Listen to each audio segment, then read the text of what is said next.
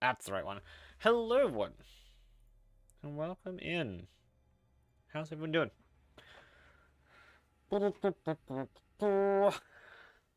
Everything should be working. It looks like it's working. Yeah, that doesn't work anything yet. Nothing is broken quite yet.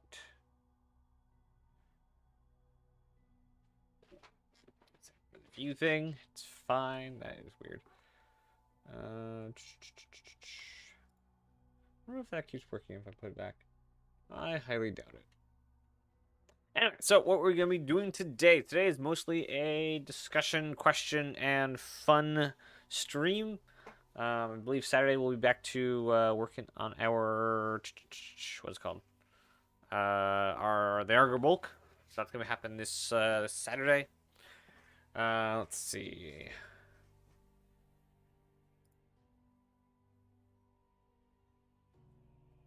Yes, should be fun. Hopefully everything's working. My problem is nobody's here. It's fine. It's fine. It's fine. No one's obligated to be here. Just makes it more fun. It's fine. All right. I don't have a lot of preamble today. Just kind of is today. Was not expecting other people to stream at the same time I was, but it's fine. All right. So in our first order of business today, where is it at? Here we go. We are going to be actually deciphering the best ship in starcitizen, as the thumbnail would suggest. And also, new overlay.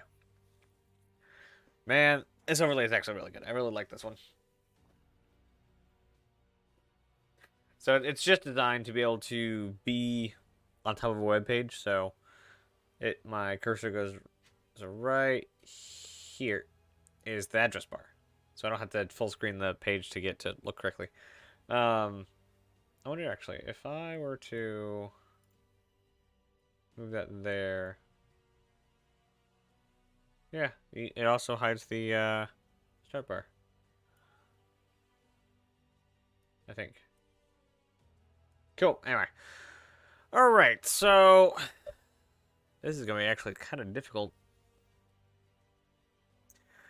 Let's see. And I want to do this not just on own opinion, but also just kind of like how they actually like rank in Star Citizen. I'm not sure what kind of like form we're going to get, so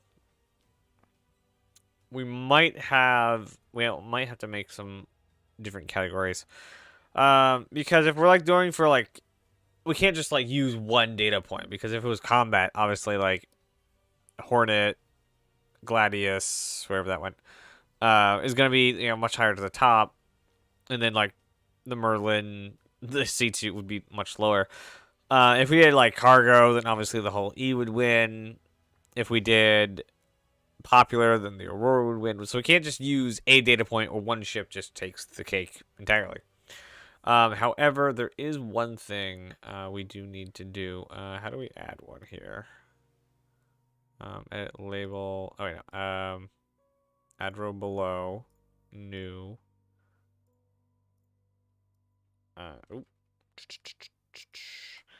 F red. Oh, that's that. Black, I guess. There we go. F. And the only two that I'm putting down here for now are the Omega and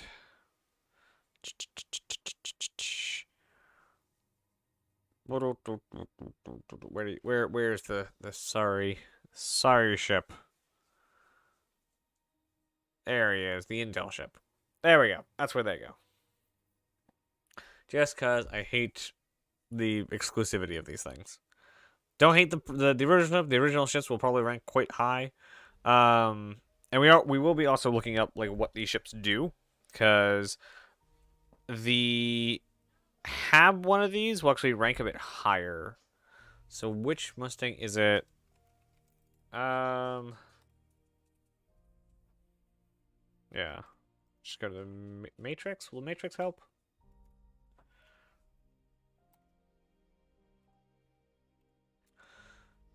Ship Matrix.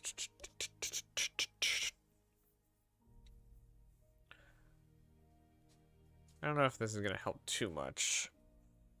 We also let's start with the Aurora since they're first on the page. So let's see. The ES Starter Pathfinder. The Aurora is the modern-day descendant of the Orbital Space Industries X-7 spacecraft, which tested the very first jump engine. Hello, the Matrix of Lies. Yes, the Matrix of Lies. Well, we're not going here for, like, hard numbers right now. We're going here for, well, the reason I actually came over here was to figure out which of the Mustangs actually had the bed and which of them did the cargo. We're gonna start, I guess, at the beginning of the ship list with the Auroras. Essential, utilitarian to a T. The essential. Wow, it's not Argo. The Aurora is the essential, perfect choice for new ship owners, versatile enough to tackle a myriad of challenges, yet with straightforward and intuitive design. So, do they all have their hard points now?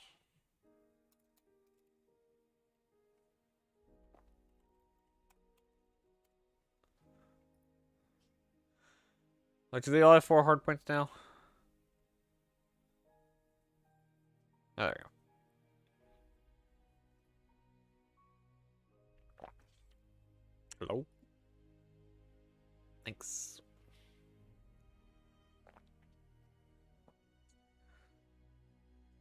Close. Pick a ship. Aurora, we're gonna start with the ES. Yes. I don't know. Alright, well, yes, so that one does... CL does... Oh, wait, did that... No, it didn't change size. LN... just comes with its stock. Okay, so they all have the same amount of hard points. That's fine. That works well. So none of these are combat better or better at combat.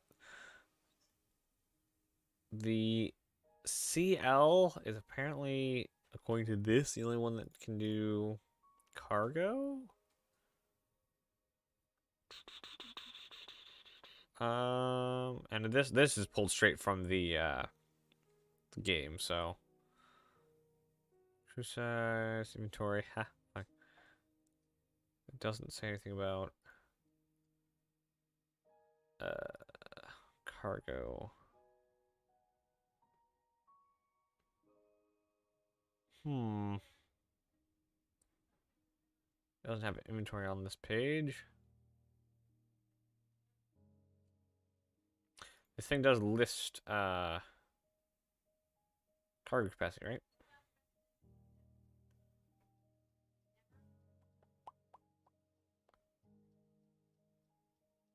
Yeah, it does. Okay, so none of the Auroras have cargo, so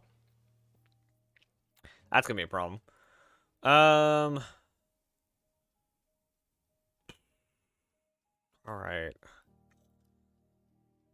They'll have beds, right? I don't think any of them forego the bed. Where are they at here?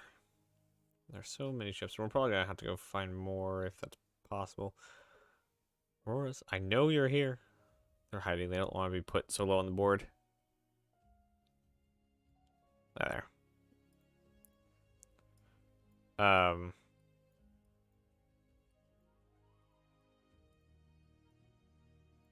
get them up there for now. How do I know which one is which? That's the CL. We're gonna stick them up here for now. That's the LN. That's CL. I don't know. There's no defining features on these two. Anyway, yes, we'll see how everything progresses. Who's next? The 300 series. All right. Now, luxury is not a whole bunch of points in my book. I'm not using a actual point system. Just saying, It doesn't get any. It doesn't get anything for just being pretty. Or it doesn't get much, I should say, because that is a feature of it. Let's see, like, they're okay ships. They're just okay though. They're like all just okay. I'm gonna put the 100 series down here. And everything we're doing just is gonna change, so bear that in mind. Where is the 300 series? I've probably passed over like 5 times now. I know I've passed over 5 times. Where is the 300 series? Do they have their old icons or something? Should actually be looking where the pointer goes. There's one of them. Oh, okay. So there's that. There's that. There's that. There's one more. There it is. All right, all those guys, they're okay. They're just okay. Yeah, just okay. Like stuff that's gonna rank pretty high. Have you decided how you balance specialization versus generalization? So something like, let's see, what's a highly specialized? So let's see, where's the Cutlass Black? Where are you? There's the Kraken. Wow, finding stuff is really hard. That's the blue? They have the old icons for these?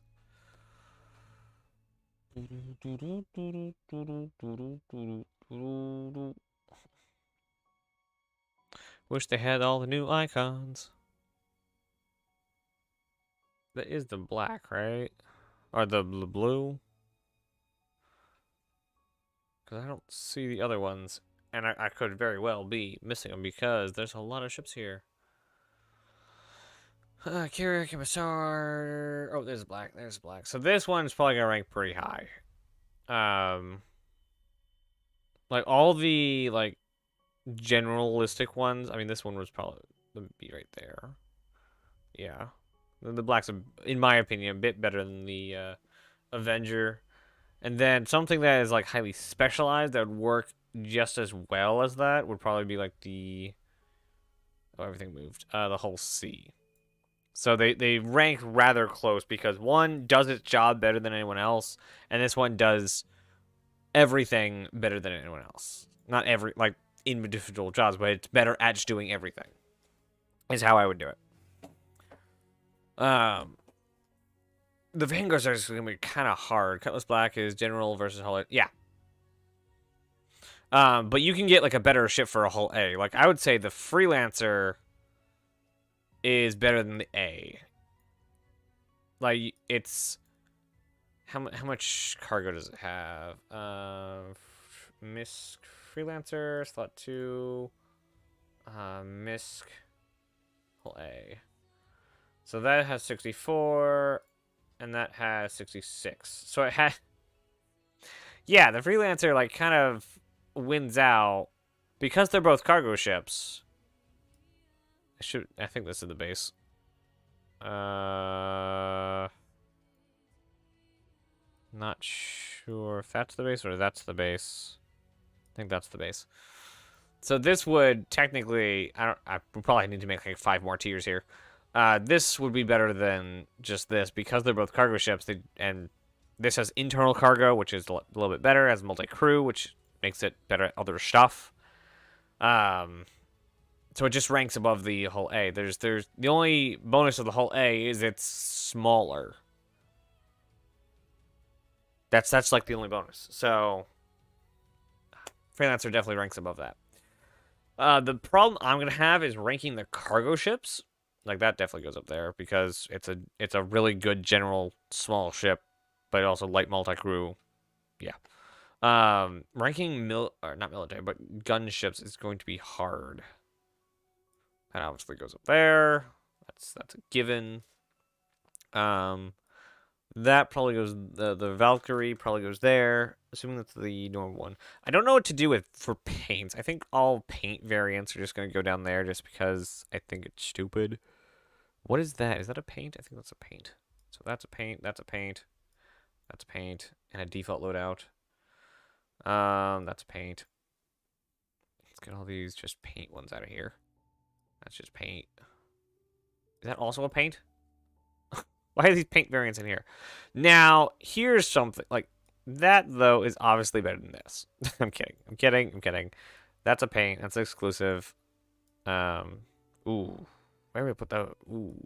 We're gonna not touch that for now. Yep, it is. Ranking fighters.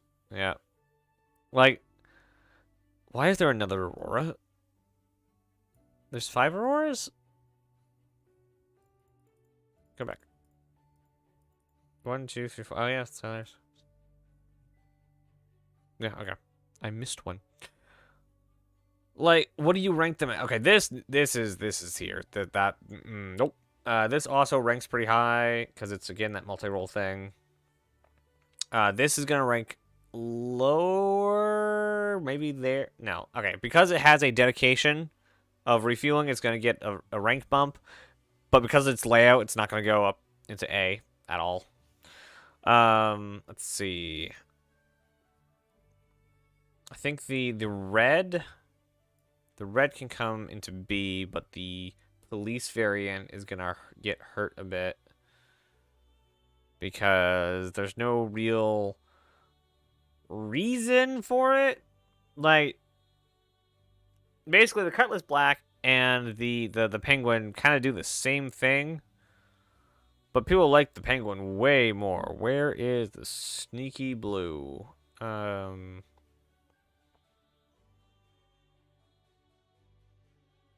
didn't put it up here, did I? No.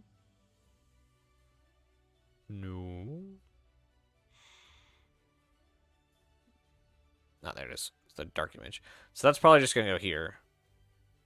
So black's up there, red's there, blue's there. Makes sense. That makes sense to me. That makes a lot of sense to me. Alright. Vanguard is gonna be so hard. Because I don't really do a lot of ship combat. The Merchantman's gonna be really hard. Like, I think that's an A or B. Even though I hate the Banu ships. Oh man, do I hate them. Yeah, I'm trying to think not just the gameplay now, but the kind of like the use of all of these ships. Like, when the game's done, where do these things kind of rank in? And what is it? Dogfighting balance withstanding. Because you can't. Basically, you have to. For the military ships, for the gun ships, you have to think about the intended balance. This thing is crap. This thing goes down here. I hate the Phoenix. The Imperial, like, no, that's bad ship. The Carrick base is actually decent, unfortunately.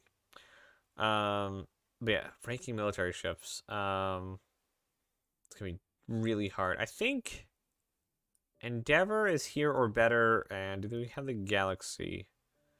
That might be can we add stuff, or do we have to, like? That's a grand old question. Where's, like, Perseus, and there's the Polaris. How does one add? Or is that possible?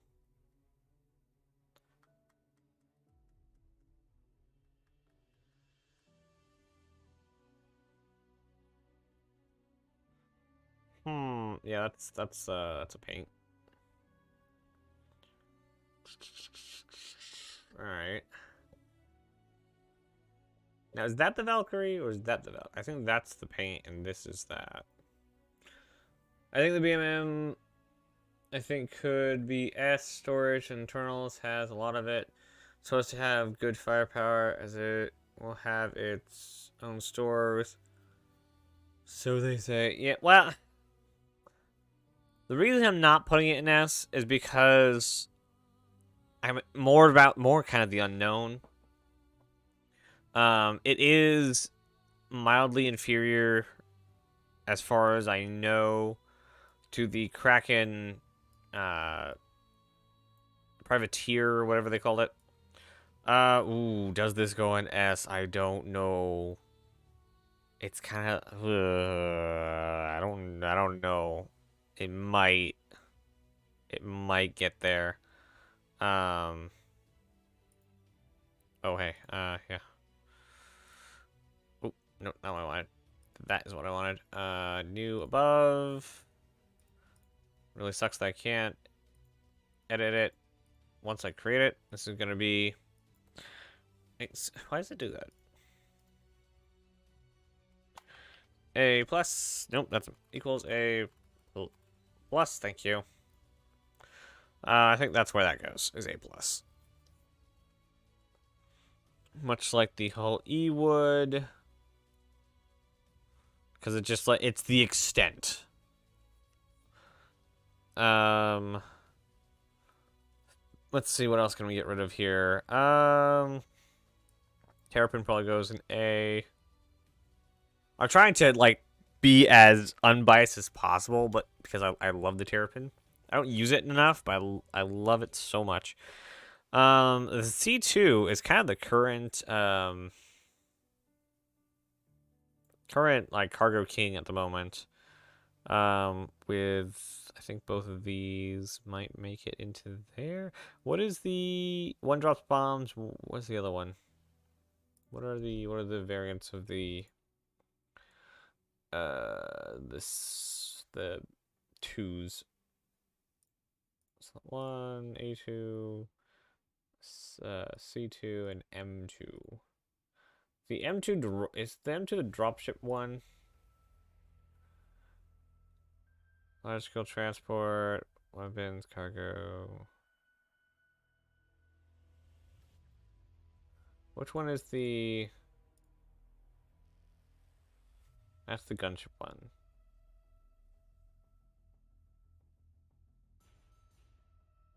I think the... What is it? This one is the... Oh, A2 is bomber, M2 is gunship. Whichever one is supposed to be the dropship version is the worst one.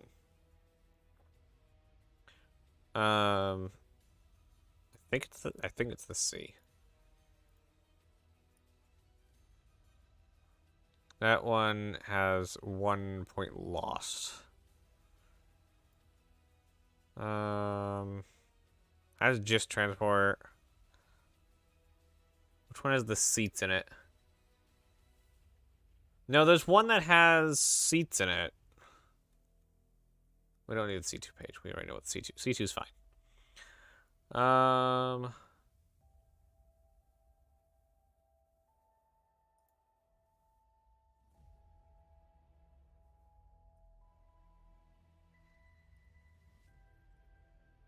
that's the bomber. M2. The M2. Okay, the M2 gets a demotion. Which one's the M2? M2 is the great one. You are demoted, sir. I might even, like, demote you down to here. Like,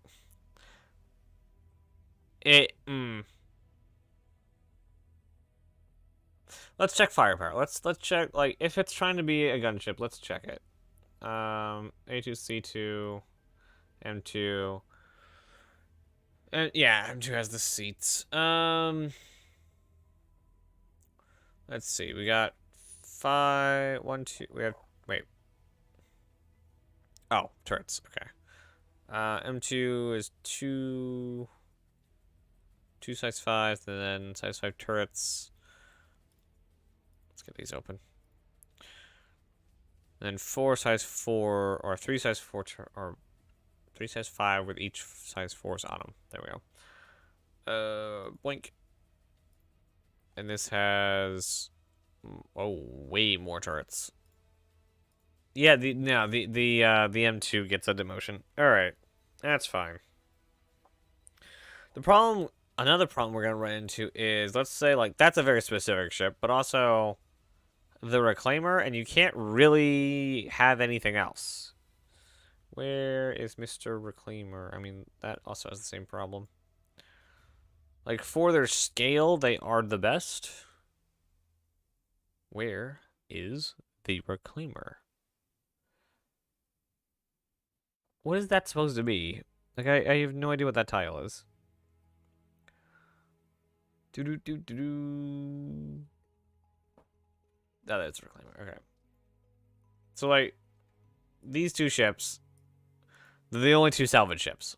So, yeah, it's going to be interesting. It's going to be interesting. Let's see. Any easy ones? I would say the Reliance pretty easy because of its... wait, what, why do we have two prospectors? There's not another prospector, so we'll just... We got that. Now, there is the question between which is better, a mule or a 3 prospectors. Can put the Crucible up there too. Yeah, the Crucible, Pioneer.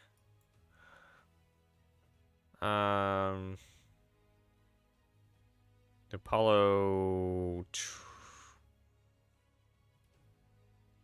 I think the triage goes there. I think that's the triage. You're a paint. The White Nox is a paint. Which is where I actually don't see it.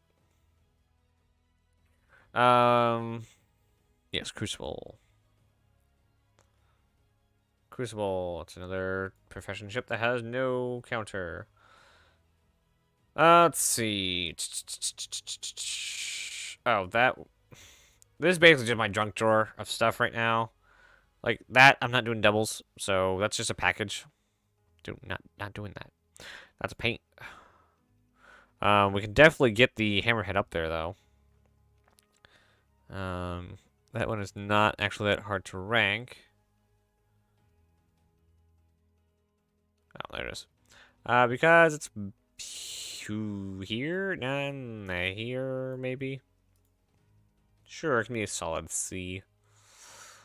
It's just not great as job. Well, it's okay as a weapons platform, but that giant hole in the middle and the waste of space, it just nah.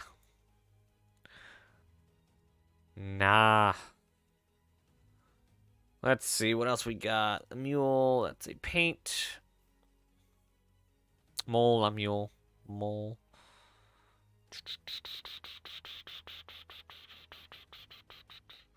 The bus gets up there. Oh, there with all the rest of profession ships. Depending on what constellations are these? Some of these are gonna rank lower.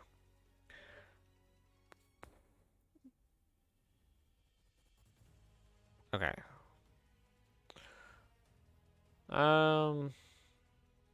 Requires a lot of crew to be effective. Yeah, it does. All right, so one of these is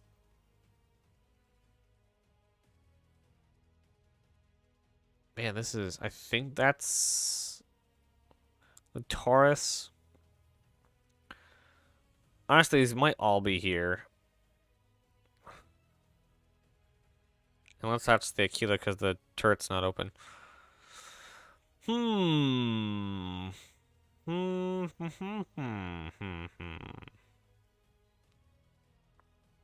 mean, yeah, I can kind of just stay there. But they're all like meh, and this is kind of the meh category. Let's see here. I'm gonna start getting a bit harder. Luxury really doesn't count for a whole lot. Like, this is big, but it's kind of like unwieldy big. And the biggest bonus of this ship is that it's a party ship. It is built to just go places with friends or tour, but touring doesn't really have any sort of design. But it's not going to carry a bunch of people. Like, it's not a bus, not a luxury bus. So it kind of placing it for the profession that's supposed to be in, which is VIP carrying, seemed it kind of hard. So we'll leave it there for now, and we'll see what we do with it later. Let's see, the Redeemer. I don't know. The Redeemer is it's kind of. I don't like it. I don't like the Nutcrackers. It's bulky. There's not enough. Like, there's too much ship for what it's supposed to do. Yeah, I think it's gonna go down here. It's nice for org events. Yeah, it is nice for org events. That's very true. But like, its usage is limited, and that's kind of what the B is. It's limited use. Very limited use. This is like everyone's favorite dropship, so that's gonna go up there. I'm gonna go with the 890 being B. Yeah, makes sense. Makes sense to me. Let's see. What's the difference between this? Is this the Gladius? This seems to be a Gladius. Gladius. If we put the Gladius in B, then the OG Hornet and the Arrow. There we go. All have to go with it. A crew redeemer is quite effective when fully crewed. It's effect. Yeah, the reason it's in D is not because of its effectiveness. It's because it's of all the other stuff in the ship, like the internals, and I don't even know if we have the inside of it. Inside the new one, Deemer. We don't. That's sad. Like, there are 3 decks in this thing, and there just doesn't need to be. I don't even know if that's the new model. Yeah, they there's just too much stuff. Like, it would be real. Like, it would rank a lot better if it was just the gunship that it is. But they have like crew quarters, then the cargo bay, and all this other stuff. Like, unneeded, just unneeded. It would have been a really good gunship that could have been. Well, let's see actually. Can this go on? Oh, my computer's gonna hate me now. Oh boy. Do. Yeah, it's not liking this. Redeemer. Oh boy. And the what is it? Liberator. There we go.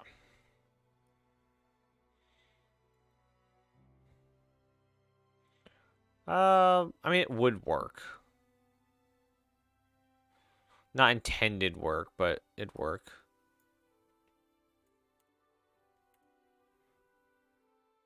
Started fleet viewer is better for showing ships. Okay, that makes sense. There we go.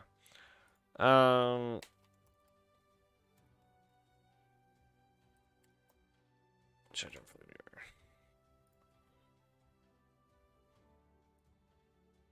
No, that's not what I want. Add ship. Deemer. Super Liberator? Okay.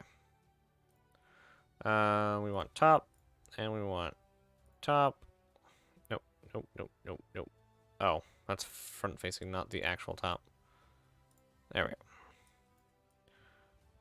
So basically, it would work, but I think that's actually a very fine, like, use for this.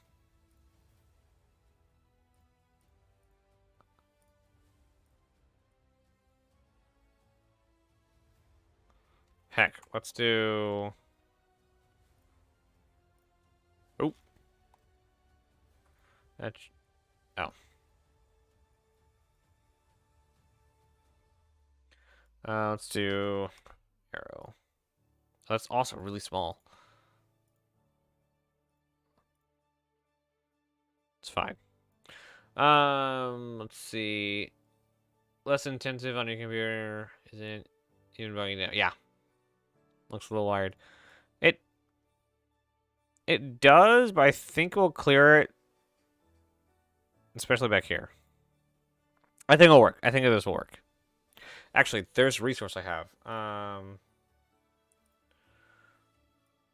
Move that over here. It's just where I have all my bookmarks. I need the other window. Will it fit? Let's see.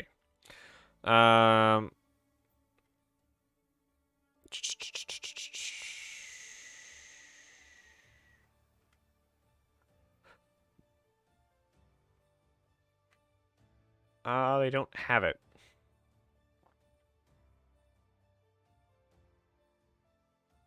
Yeah, it's not on here. And also, I doubt the Liberator's up here. No, okay, so unhelpful. Thanks. Anyway, I'm pretty sure that'll work. I mean, it looks fine. So yeah, I think the Redeemer doesn't need to be as big as it is.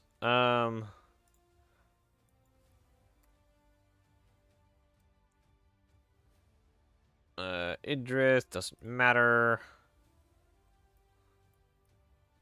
Get you up there, and then Javelin. Okay. Boink, boink.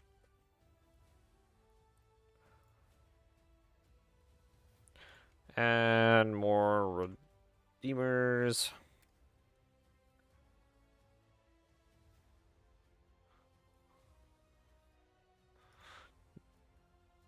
Okay, so the Redeemer fits fine in the little pad. So the Redeemer fits in a Javelin.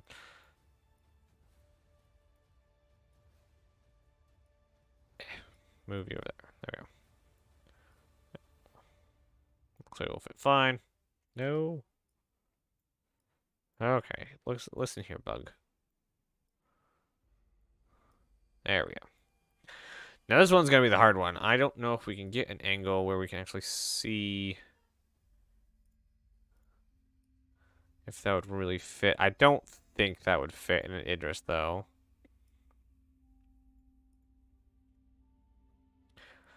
That's why I like the Starship 42 fleet viewer, because you can just throw the models at each other. You can move the models yourselves.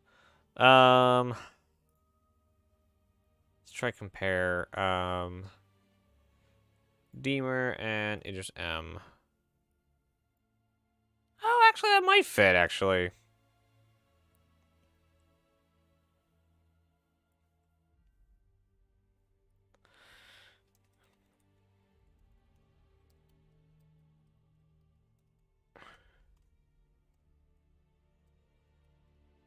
Idris.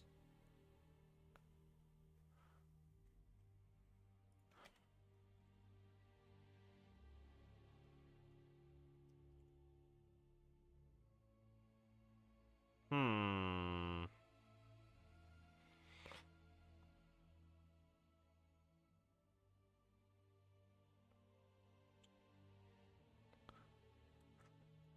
Let's see. Idris. Oops. Hanger. Basically, if it can hold a medium ship, we're good.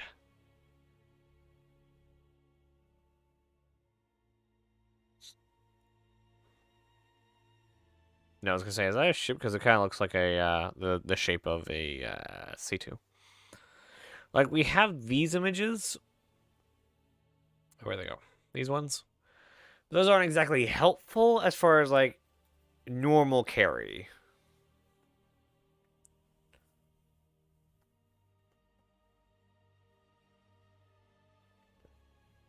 We just need one medium ship in it.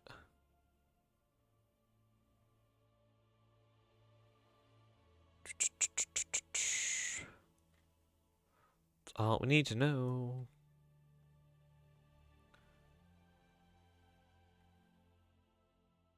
Basically, if a Vanguard fits in it, then we're good. Yeah, you. Okay. No, not that. That one.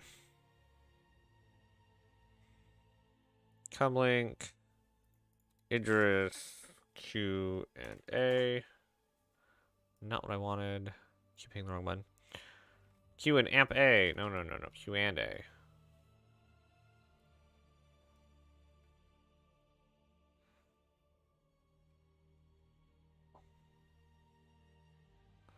Hold.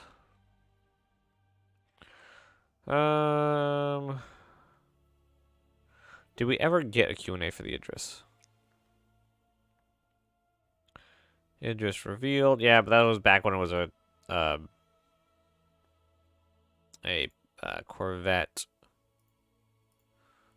These are not going to help us at all. The broken Idris. We need it to be kind of new.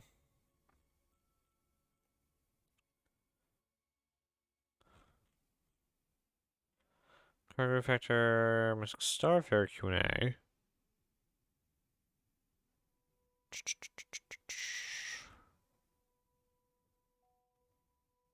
Got the dry dock of that.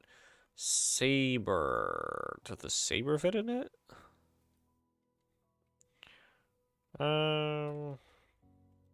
Idris. Okay, so there's a jumping off point. Hair link, add Saber. Where did I put it? Put it here, okay. Boink. I mean, it is longer than a Saber.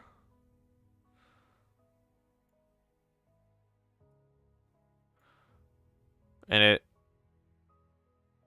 does it have to wait to put out its wings before it's out of the hangar? That's the question. But we're gonna go with it could be in a javelin because this rant has gone on a little too long. Basically, should have been actually with the size decrease that I'm trying to give it. It could have just been a ship that flew in all of these different ships. It did not need to be as big as it is. It shouldn't have beds in it. It shouldn't have a cargo bay in it. It just needed to be a gunship, and it's just there's too much junk in the way of it, and that's for like that's also pink. That's gonna be a lot of things. All right, like it's like trying to use players as a cargo ship. It would be terrible. Like there's just too much other stuff. Like the main part of the ship is that it's a torpedo boat, big torpedo boat that's fast. They're trying to use it cargo. There's just too much other ship in it. All right, a hull B. What's the difference between a hull B and a max? Oh boy.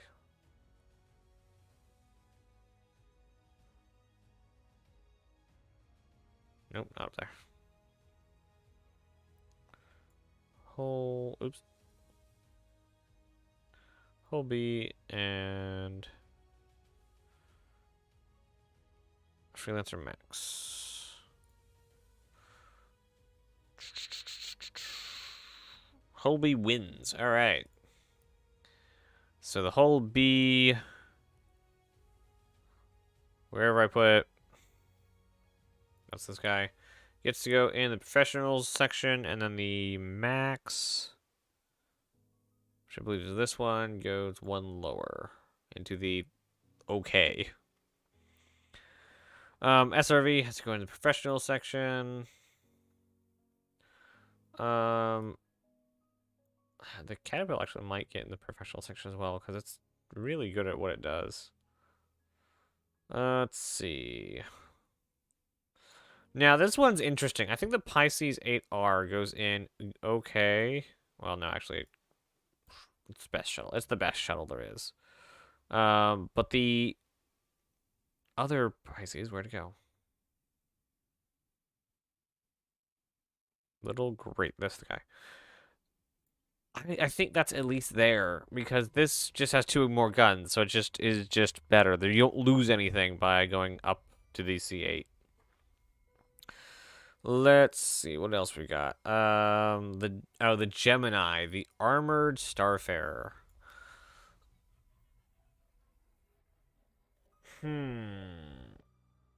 Do both of these? I think okay. So I think it's finally time to make an A- below. Oh, I did it again. A-. It's not quite like it does lose a bit of cargo capacity for armor. So just kind of less of a ship. I think it also gets like the torpedoes or the rockets or whatever it is at the front. I just don't see it being that helpful. I think that it should not be protecting itself. So the armor is good, but the gun's not really, and you get a big cargo hit for it. So I don't think it's quite worth it. That is yet to be seen, but that's where it's going to be for now. Gemini loses fuel scoop for missiles. Oof. Yeah, no, that gets to be A-. Let's see, what else we got? Oh, the Idris. The Idris is actually going to be quite high.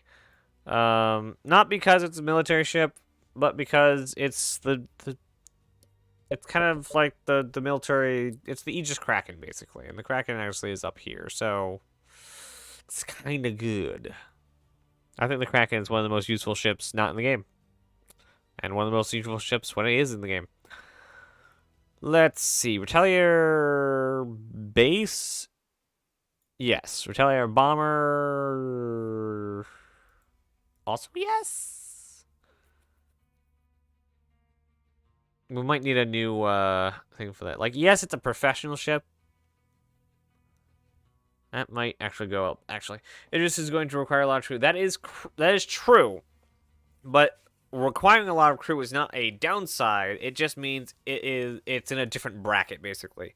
So crew, I use crew as a bracket, not a plus or minus.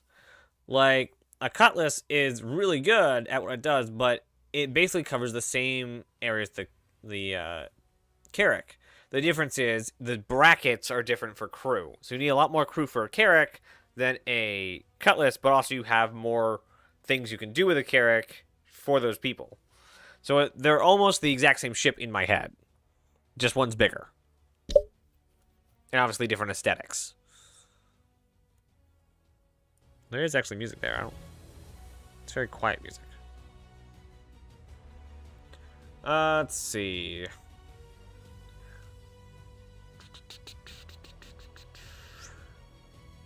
Weird they don't have the Nox Scheme in here. The Javelin's an interesting one.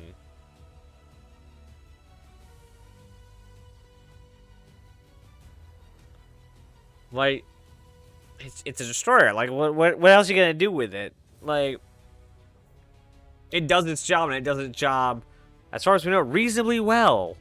So,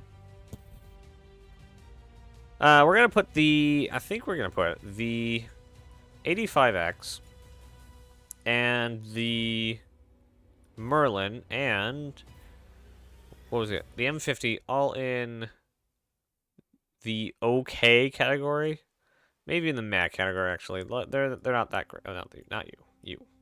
Yeah, we'll put them down here. There's not great. Like that's a racer for sure, but like it's outclassed I think by every other racer. Like nobody flies an M50. Like it's Razors and what's the main one? What's like the main racing ship people are flying right now? It's not the Origin, that's for sure. I forget what it is. So I guess we'll use the M50. The M50 can go up at least to the A-.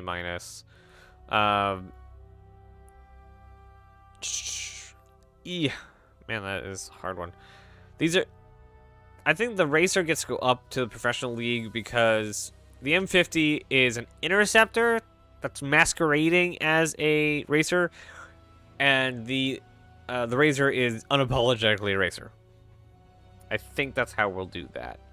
MPUVP or MPUV-P. I think we'll put in the A- because it's like use a Pisces, just like use a Pisces. As much as I love the guy, like.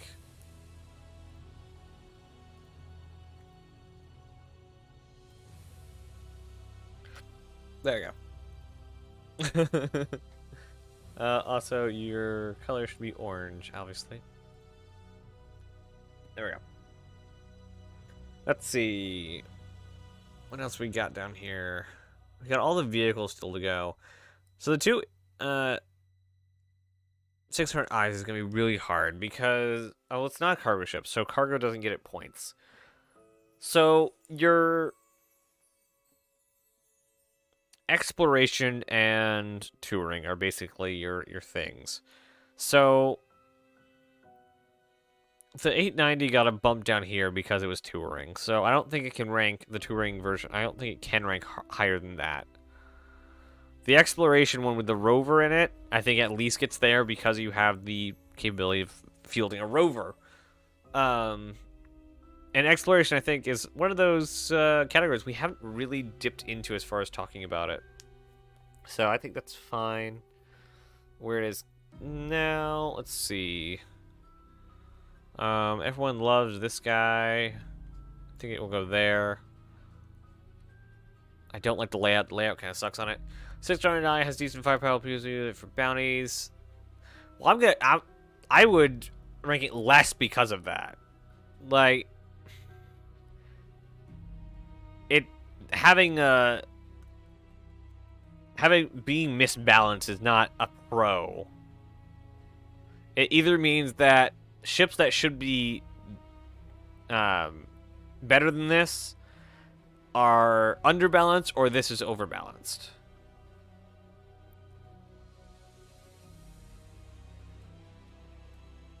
Though I don't know any, because like that's not how military ships work. That's not how their gunships work. Like the biggest competitor to this guy, I guess, would be the Redeemer, which is where we put that down here. I can see, okay. And the problem with like trying to say like no, they should be flying a Vanguard. The problem is distance. Like, let's go back over the DPS calculator. Slot 1, put a origin. Sorry, where's origin?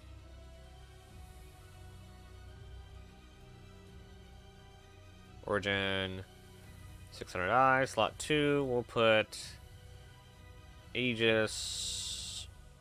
Heavy fire, sure. Let's see. So we're gas tank is what we're looking at. Gas tank. Hydrogen capacity and quantum fuel capacity. Okay, so we can see both of them. Like, there's just no contest in the amount of fuel that the 600i has comparatively. So, which means ultimately you're gonna want something to carry the Harbinger. It's not a long stay ship. And that, I think, is somewhere we really don't have a lot of ships. Like, the biggest long-stay ship is this, but that might get bumped up because of it. To there, I'm not sure. It might, though. Because that's what should be being used for long-stay combat. But if you're just like, if you have a port of call, let's say you're fielding all of your stuff from Microtech and going and doing bounties around the system, not planning to go out of system, Vanguards would be fine. Let's see, QED system, I'm going to put that down here. I know it's like the only thing here, which means it should be up here. But the usefulness of this, the range it has, it's just, and it's a small ship, no bed, so it's going to go there.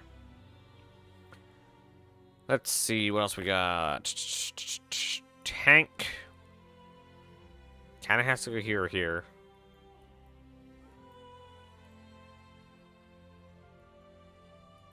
I don't know, we'll leave it there for now. Let's see.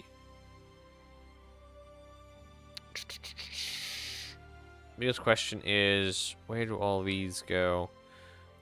So this is like they could have been better. I think that would go in A then. Let's see. I think we'll just shovel all of the vehicles into A for now, and then disseminate them from there. See what it looks like.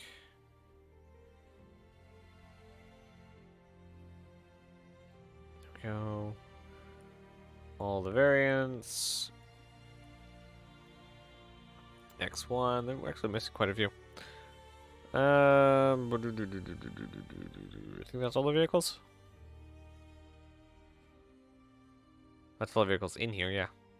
There's a couple of things missing here. Alright, so let's see. Do these stay in A-?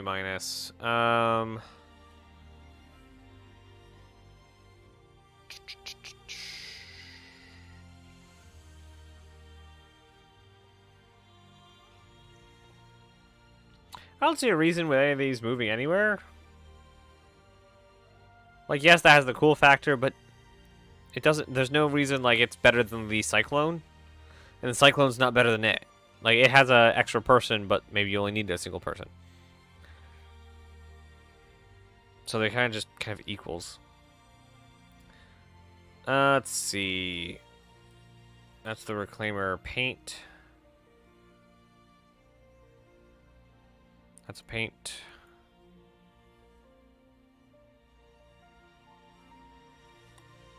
Alright, so what is the Banu ship supposed to be? Defender. What are you supposed to be? A light fighter. That is a lot of space for a light fighter. Oof. No. Okay, I don't know if they plan to fix the Defender. But it is a light fighter, so it gets definitely probably down here because, again, it has way more ship than it needs. It has beds and things, and yet it's supposed to dock to the BMM. So it's a parasite fighter that has a bed, and that's just no. Not okay. This guy probably goes up here just because it's so overgunned. Herald. Where's the emissary? Probably up here. It is one of the fastest ships in the game. We don't even have the Scorpius in here, huh?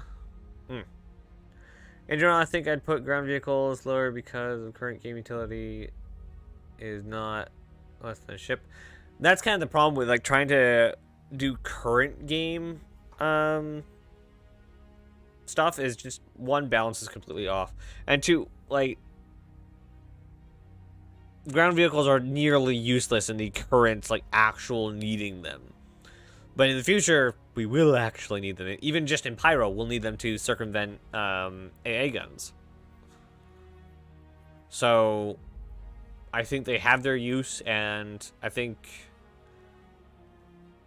Where are they? They're A-, like their usefulness, they might be dropped down on 1. But if I drop down 1, I kind of have to just do all the others, because no vehicle is better than another vehicle. So, let's just stick them all down... here. Is the tank staying up there? I guess the tank can stay up there. It is a tank. Let's see. Polaris, wherever this goes. Yeah, probably there. It kind of sounds like a slight on both of these ships, though. Yeah, I've done it in the Perseus either now. Let's see.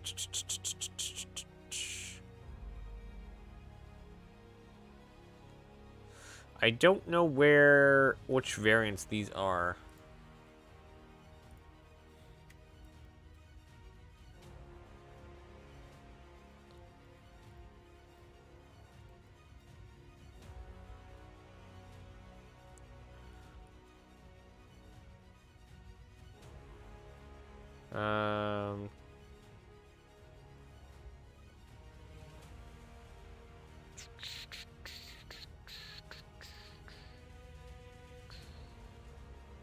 So the Warlock is the one that is going to have a problem. I think that's the Warlock.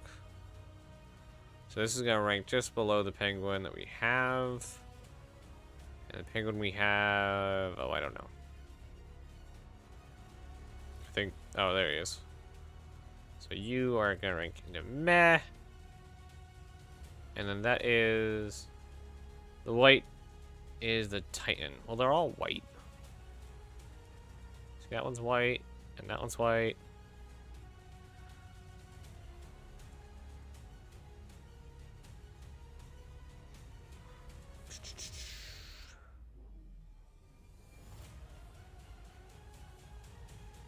What's the difference between the Titan and the Stalker? Oh, pre-installed transport modules. I think the Titan and the Stalker don't have a difference to me, because eventually they will be modules that you can replace aftermarket, or like replace after you buy it. So you technically get a bit more for the ship than you would otherwise. So yeah, you two are in the same category. So, and then the Stalker or the Warlock gets down one just because it's not as useful as distortion guns would be. Okay, this one's a bomber, so it's gonna go up with these guys. It is a dedicated bomber, so that's gonna go up there. And it's kind of like one of the only ones we have in that kind of form factor, so yeah.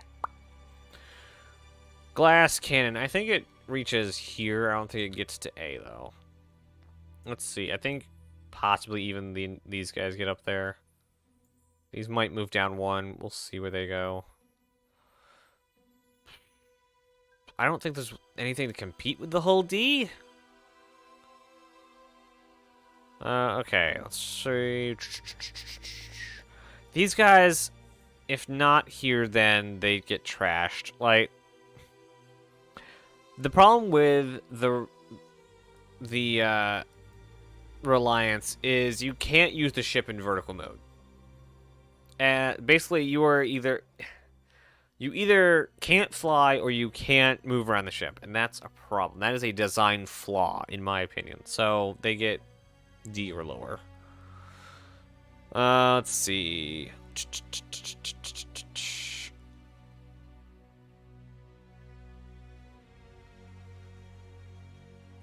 Freelancer, Messenger, are gonna go in the same spot.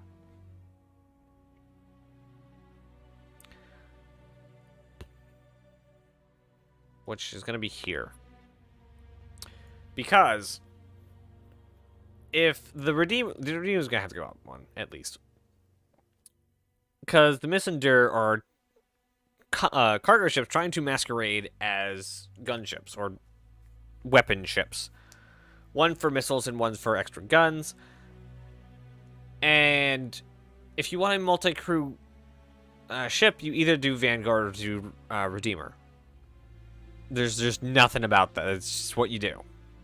So I think that is the dynamic that I will put up there. It's going to start getting real hard. I have no idea what ship this is supposed to be. It's firing at what looks like Vanduul ships. Let's see.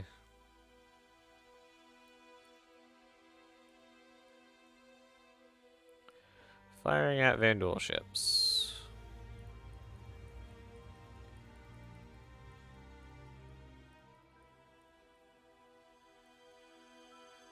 I assume they just pulled these icons.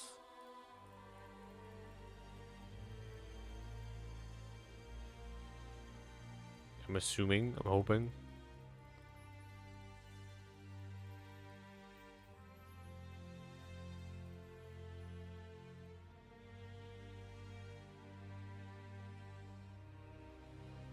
No, where do we have that?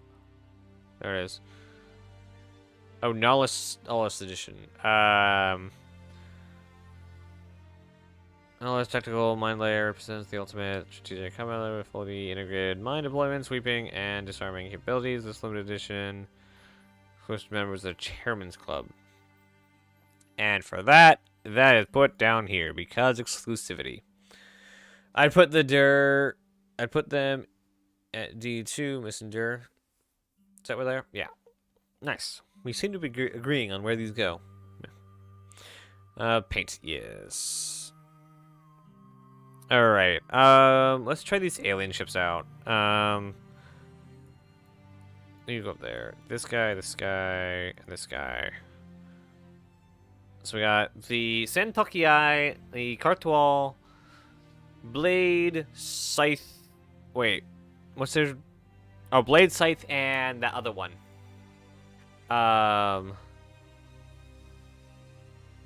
What's the other one? Glaive, Blade, Scythe, and Glaive.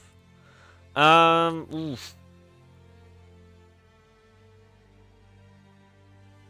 Like, they're okay.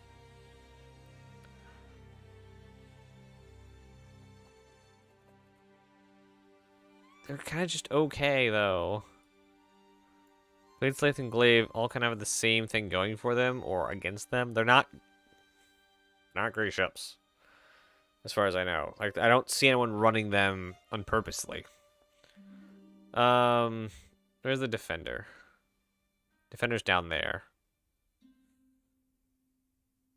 Yeah, but these are dedicated to what they do, so they're gonna go and see. Yeah, D for Defender and D for Derf. Yeah.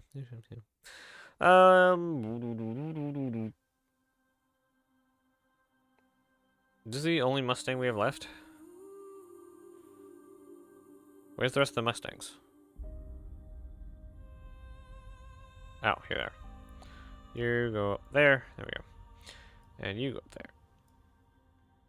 Okay. Sentokii, I think these both have to rank there too, because they do what they do, and they're not just particularly good at it, but they do what they do. Which might mean all those alien ships get to B, but they just kind of meh. I think meh is pretty good, even though I really like the artisticness, the aesthetic of the Shion stuff. We're trying our hardest not to think of the aesthetics as a bonus. Alright, Vanguards and... Ooh, jeez. This has to be... with probably A-. It's not the best, but it does its job.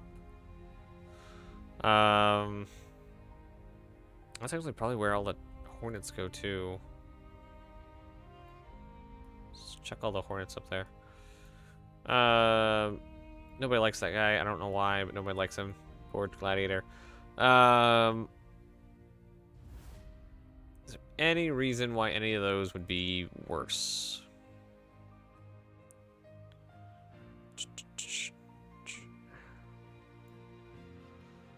Let's see. Ghost, the Stealth Fighter, Explorer, FA Hornet. We don't even have the FA Hornet.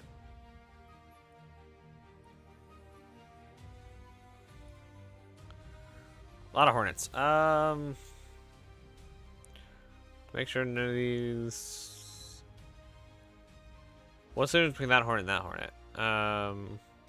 Hornet and Super Hornet. Ah. Yeah, I guess they just kind of all get there. They do what they do, I guess. The actual racing ship, but it can't rank higher than the M50. Where's the M50? I mean, the other racers are here too, so...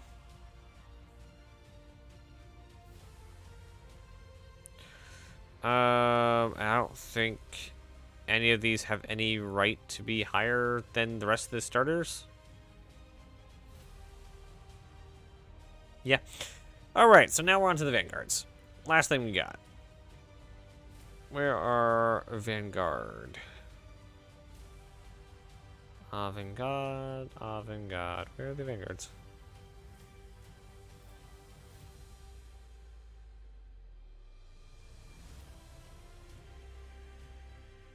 Were they that late?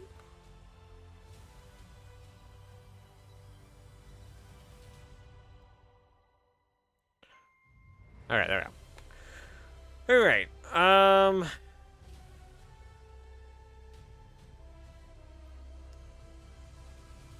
these ones actually do have quite a spread on their ability. Like, I think these spread into their ability better than the Avengers do. So, I think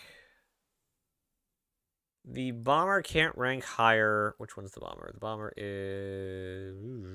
I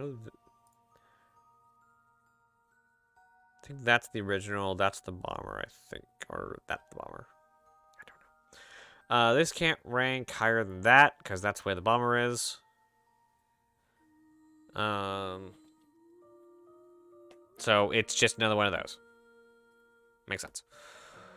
Vanguard itself, though, the base Vanguard, I think is going to rank at least B, if not A minus. I think the Vanguard is actually a decent ship overall. Its biggest drawback is it can't be on. Actually, where's the hanger link? Vanguard. It's gonna be out, isn't it? Yeah, it's gonna do that. Okay, I have to be right back. Let's see here. Okay, enjoy the music. I'll be back in about 2-3 minutes.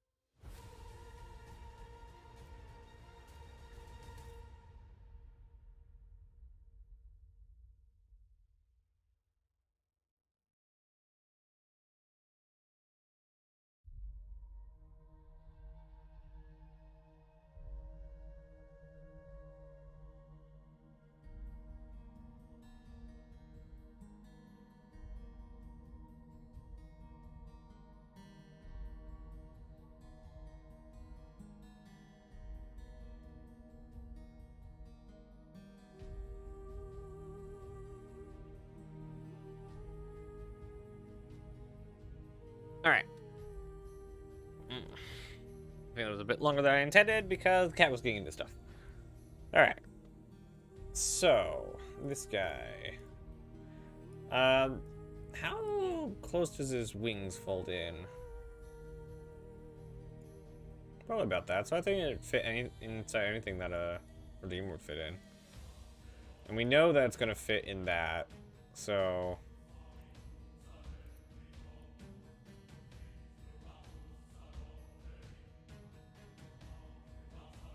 Alright. Let's see.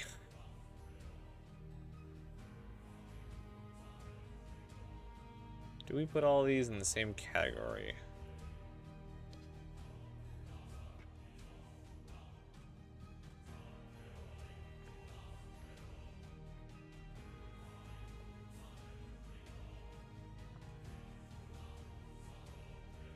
The biggest problem with this is that we don't have like a lot of the newer ships.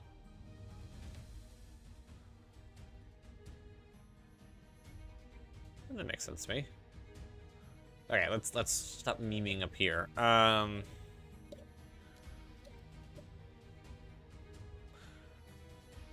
This guy, I mean, it's a snubcraft. I don't think it has any more or less delete row. There we go.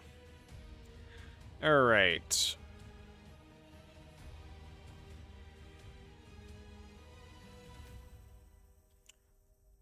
Anyone else deserve a plus?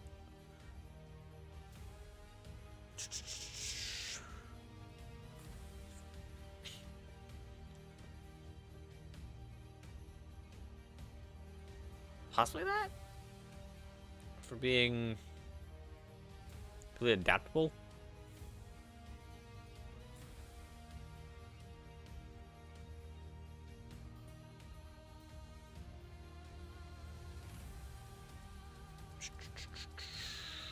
See, putting this up here is kind of odd, though.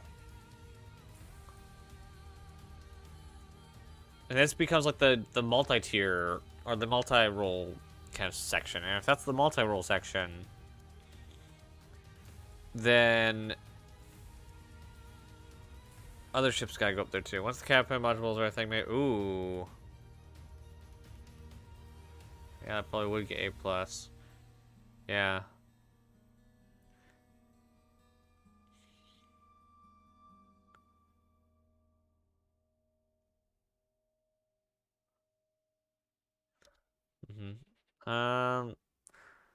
This is like that is the same as that. Like basically, those are the same ship. Same with that. Those are all the same ship, different, just at different scales. Let's see. Other than that, none of these kind of like stay in their lane. They're very stay in their lane ships. Any problems here? This is technically like a multi-role ship, so I guess that should go up there. Because it kind of goes in this slot, so all of these are multi-role. And that is the scale higher than that, lower than that. So I guess that should be there.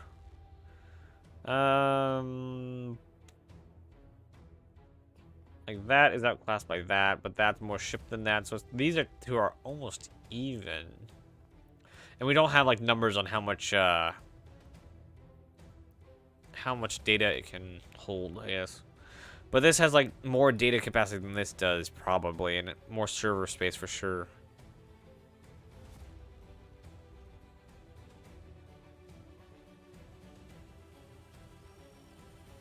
Okay. I think we're good here. Yeah, I think we're good here. Alright. So one thing I'd like to do is duplicate this. I don't think the medevac is 2 tiers above triage.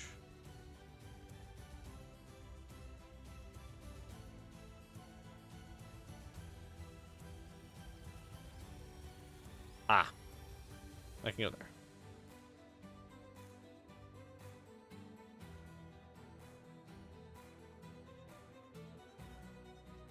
The blue's down there. Yeah, yeah. Where's the red? Red's here.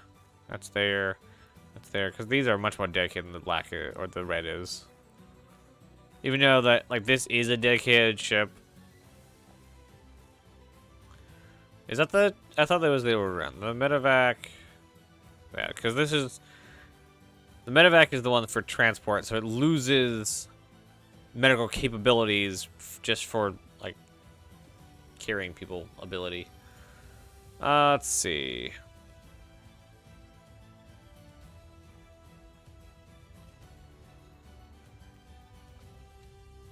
Now, when I looked here, there was, like, a ton of them.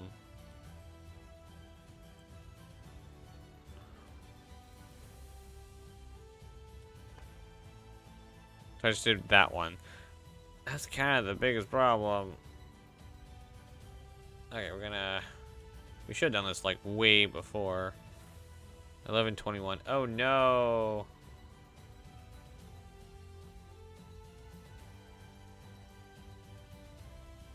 $11:21. Oh, no! This has all the new ones. Let's see, what's the last ship that came out? A lot better thumbnails, too. Last ship that came out, what was it? Cutter, I believe. So the cutter's in here. This is actually up to date. I don't see the cutter.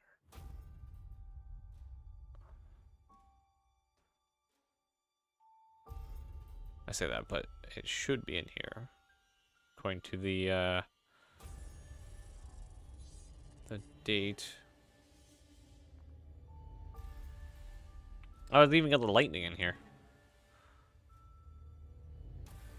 But what it doesn't have, no, that's on the other one. I think capability of the medevac and triage are the same. Medevac just has more armor and slower, less range. Oh, that's the other page to mine.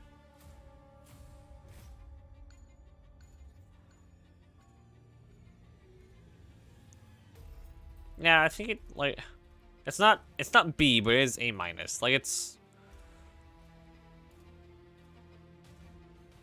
I think that's where I think it stays. I think it stays. Ah, the Rock DS. Oh, hey, you can actually see the different variants. This is a much better list. Where's the cutter? Like it says 11, right? Yeah, this should definitely have the cutter here.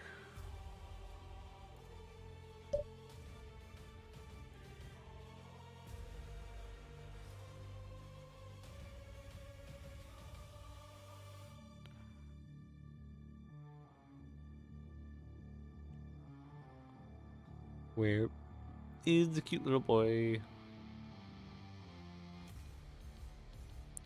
A little tubby guy. So just a weird angle. Okay, there's that. The oh, it even has that angle. It doesn't have the Pegasus though, and that's a crime they'll have to live with the rest of their life. It also doesn't have what's it called? The there's purchase. Retribution. PTV. Does it have the Steve in here? Oh, I don't see the Steve.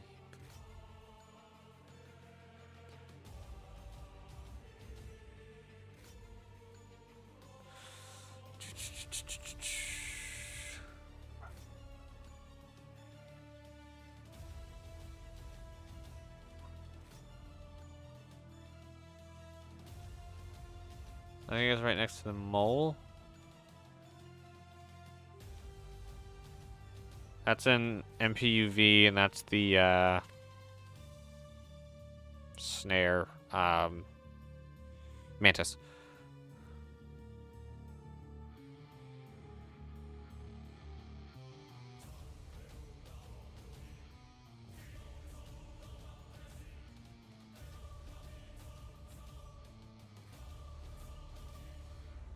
How would you not have the Steve or the cutter? Like, how do you do that?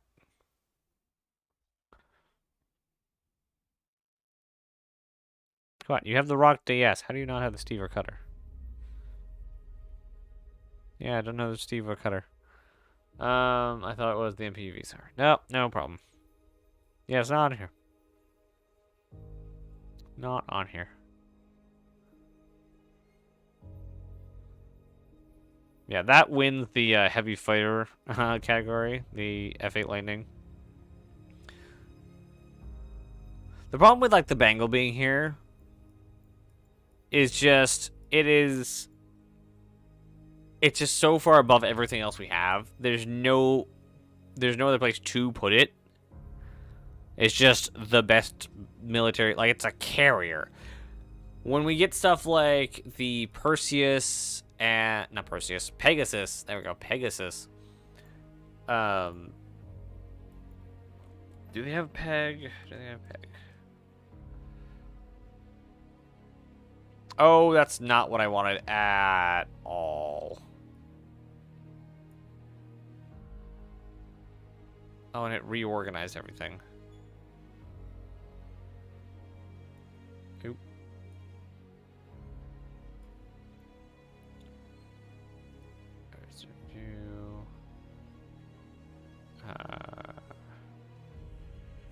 Bonk.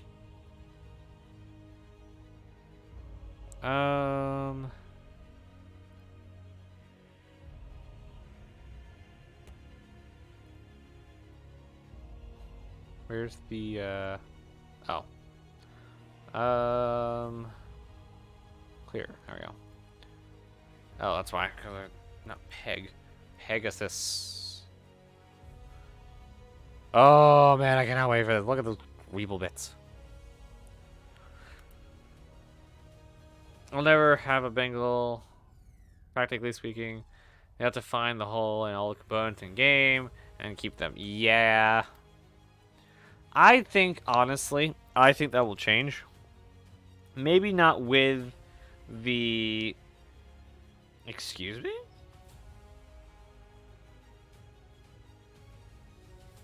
I get something I've been waiting for tomorrow. The Squadron update is out. We will go through that in a moment. Oh boy, the monthly reports have been released. Go home, my friend. Go home. Dun, dun, dun. Oh boy. I'm happy. Alright, so I'm gonna do a couple things. Nope, that's the wrong window. This window, that one. Short chat. Add a Q&A. I want us to do this. I can type. There you go. That way I can get to questions later. While we do other things. And we can do it, more succinctly. Anyway. Yeah, okay, I heard that one. Where was I at? I was at here. Me and Bengal. RET. Retribution. Boom. Alright, I'm not going to rank the stupid Vandal ships because no. So, these would actually probably rank the similar. Because this is a battle carrier, this is just a carrier. This is dedicated. So if we were going on dedication to their role, this would rank in front. And I need some way to turn this to low poly. Standard def. Oh, no, low def. There we go. Can this be standard def without me? Yeah, okay. Alright. I gotta run myself. Been a nice conversation. Thank you so much for stopping by. It's been nice. It's been fun. It's been a stream. Hope to see you again soon. So yeah, those would be very, very similar. Let's see here. That's fine. That's fine.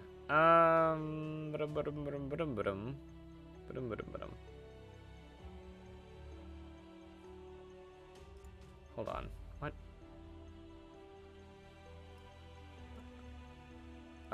Oh, that's good to me. The stream preview was like still at the beginning. All right. So let's switch gears. Also need to I'll just go to Reddit for the link.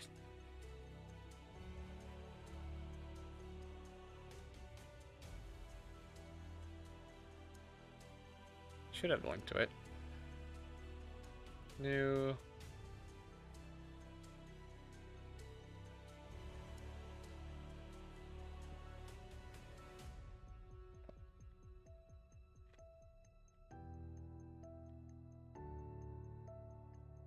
No? Okay, let's see here.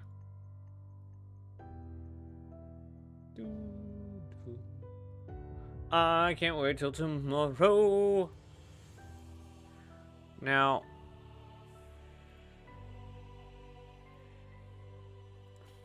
if I put that there, what does it do? What does it look like?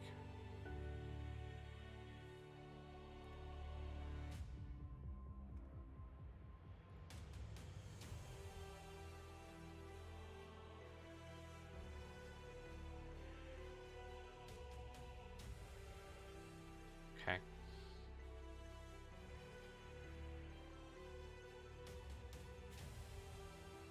Aha! That's what I wanted.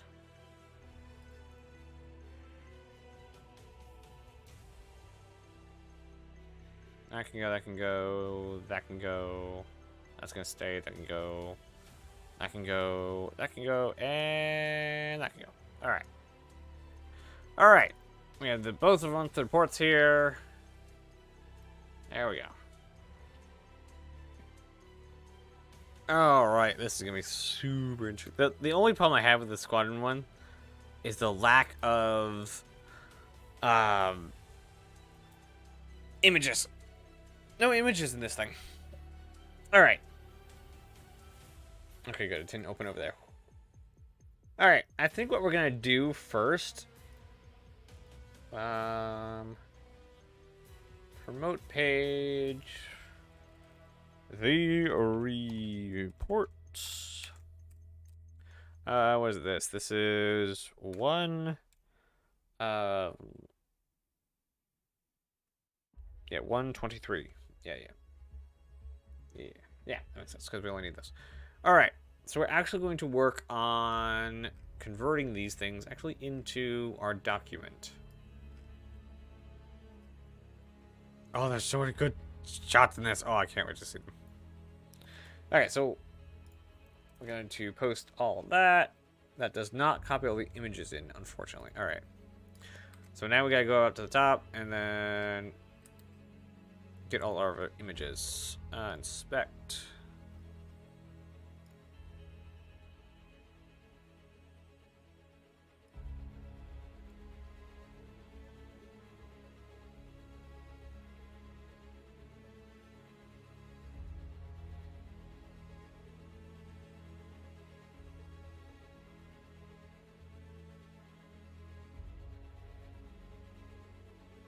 Oop.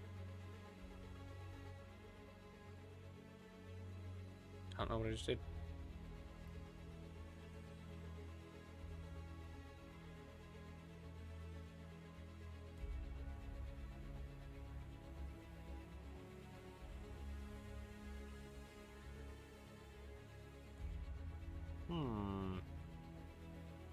See, this is my problem. I don't know how to use it that way.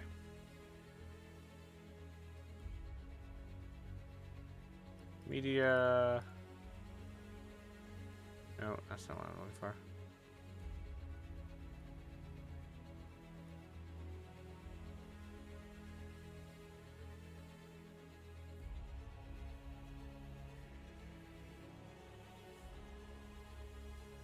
Where are they at? I know they're here somewhere.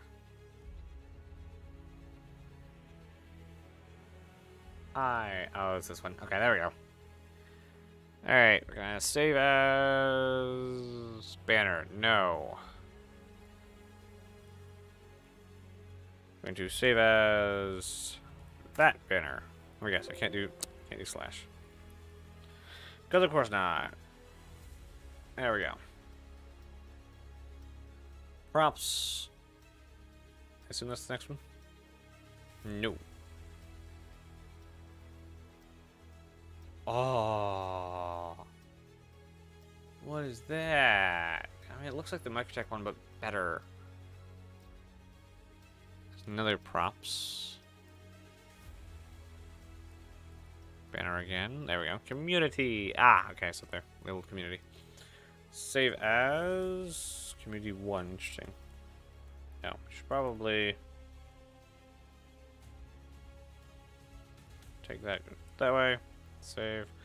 Next one is Pico and Presence. Oh. Racetrack. Racetrack. There we go. Community 2, save as that. Next one is Snake Pit. Save as.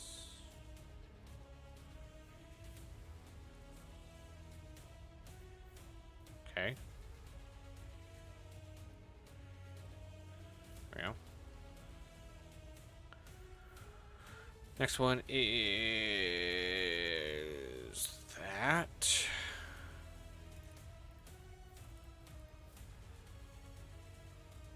Yadar Valley. I assume it's a racetrack? Yeah, it's definitely a racetrack. Oops. Alright, next one is gameplay.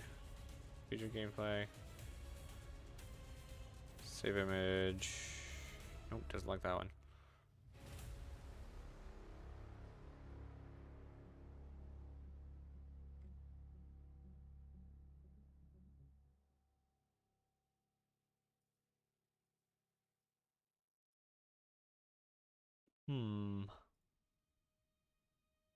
No, I saw it at least one more time. No. Ah, there's. Save. That. Lighting. I didn't see this one many times. Oh, there it is. Outpost. Save. Nope. Outpost. Save. There we go. Alright, now the other racetrack. This guy. This guy. There we go. It's weird that some of these copy and some of these don't. Also, I'm downloading pictures. I don't know if those are going to help me at all. Location 1.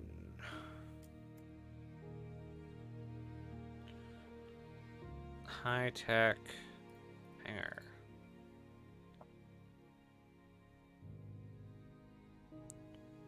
High tech hangar. Can't wait to see what that's about. Pasta. What is pasta? Props? Yes, props. Props is pasta. Props 2. Nope. Props 2. Props. There we go. Assume barrels next. Yep. Props 2 next.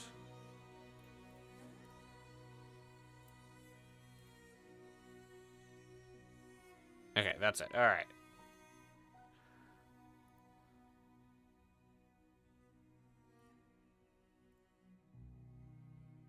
All right, so we got all of them. That's a lot of stuff. Now we just gotta place them in our notebook. All right, we're gonna put that there and that over there. Back up to the top, and slot these guys in. Oop, that is not what I wanted.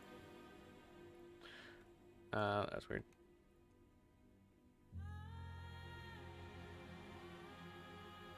Okay. Thank you. Jeez. All right. So this guy goes at the top. Nope, definitely not what I wanted. What if I do it the other way?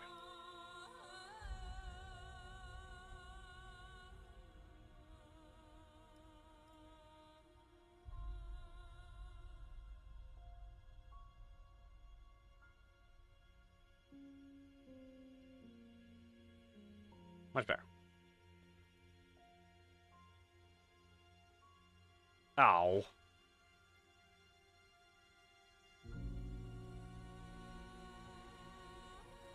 Is I gonna save it as an actual image this time?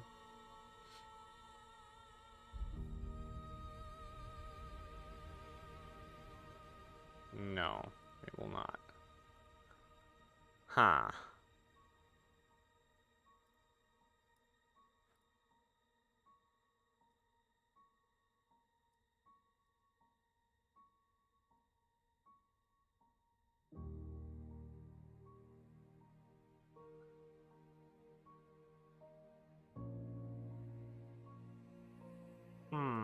That's a problem.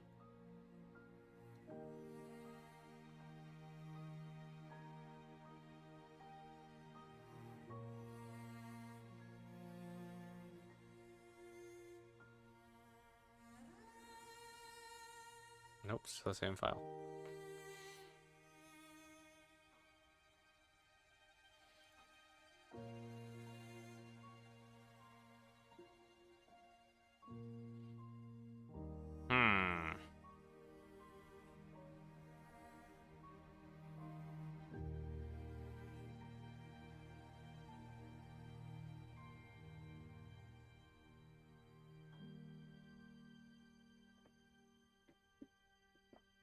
They're trying to make it really difficult for this.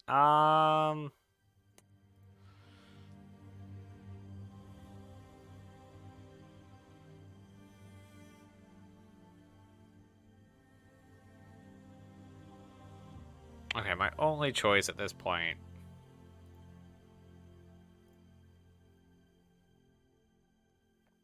is to use our old trusty snipping tool.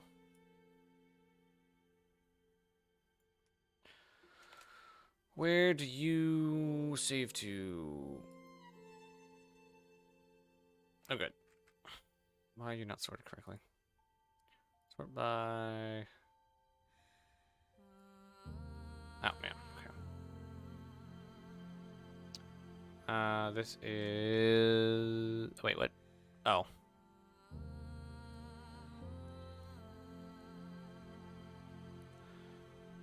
Great, that's fun. It's not letting me save it correctly.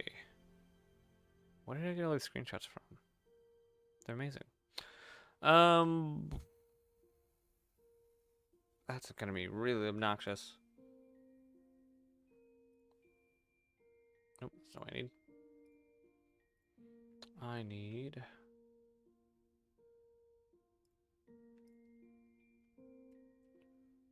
that. So basically I'm going to have to do that every time.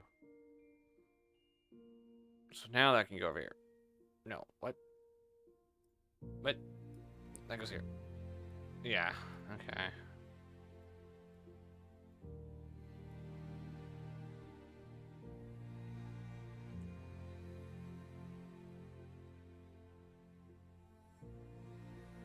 Man, that's a lot of work for one image.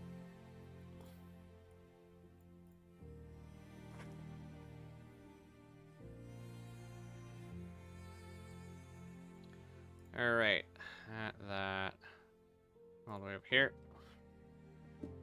Basically, we have to, so if we just save as, is that gonna do, yeah, okay. Open a new tab, and then this. Nope. Okay. Again.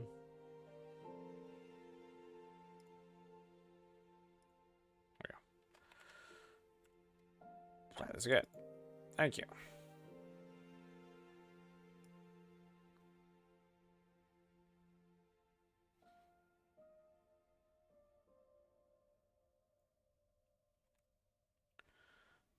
Save as, and we go get the corresponding one over here. Save. And then we close that and go to the next one and open that in a new tab. Actually, we just open these all in new tabs, new tab, new tab, new tab, new tab, tab, new tab. I cannot wait to learn what that is. Oh my gosh. Why are there noodles hanging up in your, like, looks like cleaning a jacket?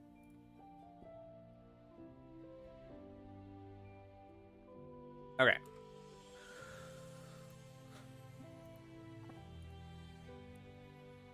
So this is the Pico fallen arrow. There we go. Yeah, I can go there. Copy that. New. Oh, dang it. Did it again.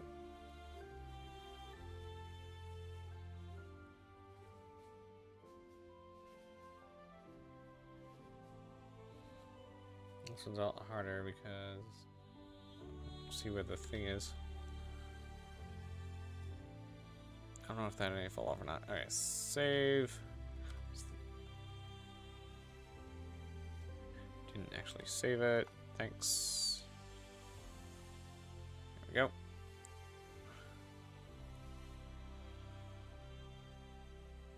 This one's a very big image.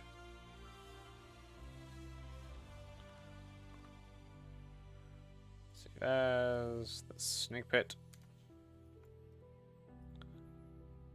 Alright, that one goes away.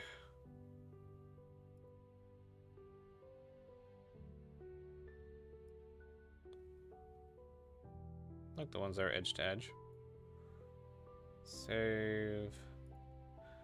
Yadar Valley or Yadar Valley. Look at that. Again.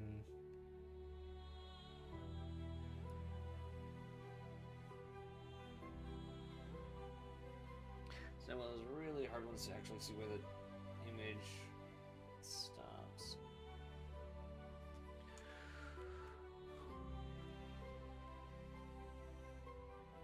You gotta go from the other angle.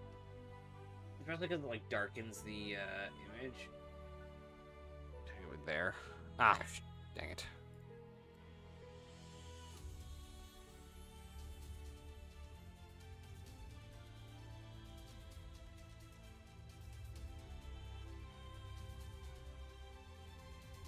Pretty sure I misaligned that, but oh well.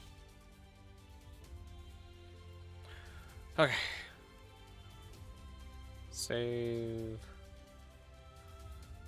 Featured gameplay. Hear that.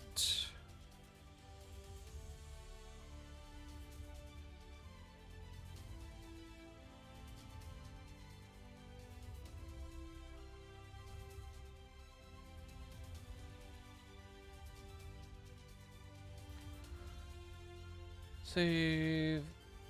Outpost.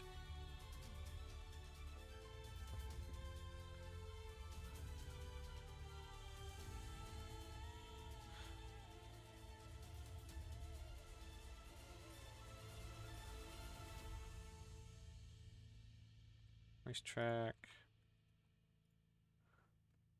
How many more we got? 4 more to go. Alright. Getting images apparently is really annoying.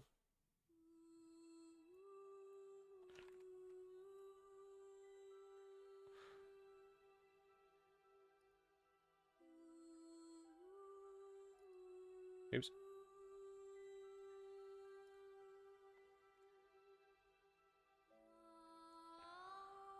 Okay, that one goes away. What I'm super excited about.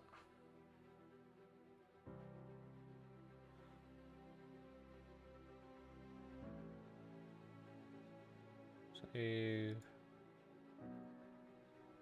Copy. Paste. Save. Pasta.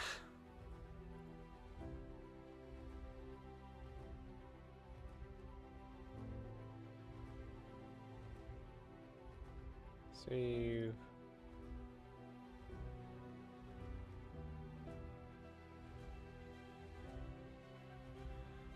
And last one.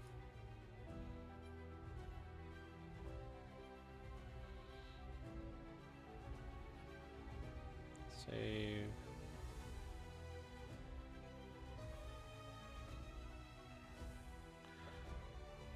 All right.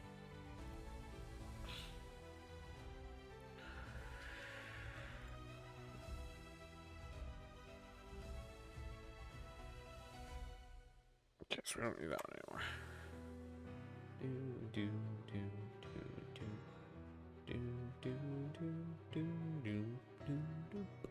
Alright.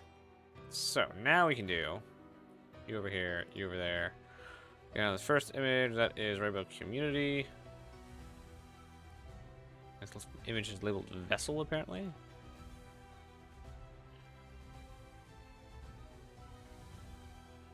Nope, nope. Okay, let's right with engine. Just here.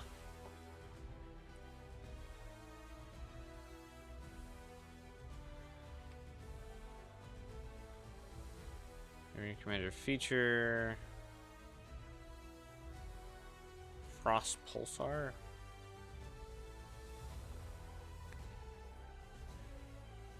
I have 2 of these.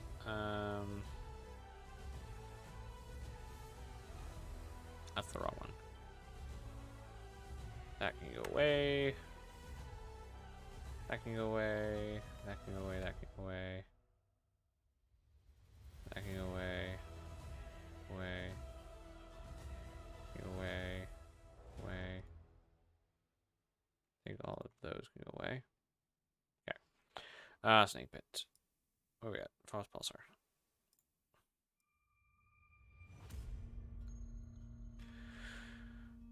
Weapon feature. That one. Armory ultra charge.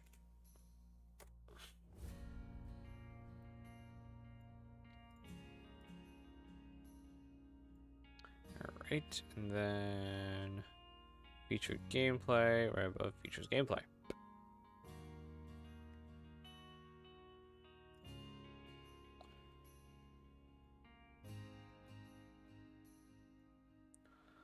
And then we have outpost over lighting.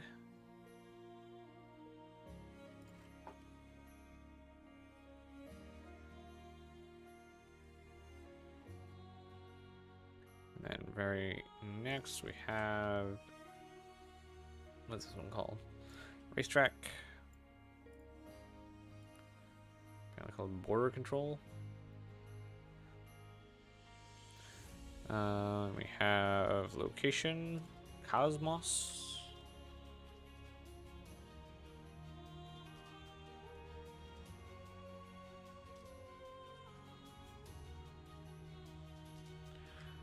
And then we have high tech over narrative.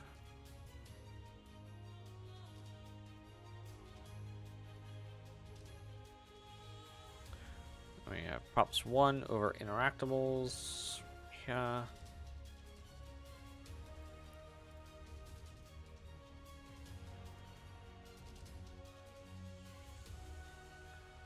And then we have props 2 over tech art. Paradigm shift.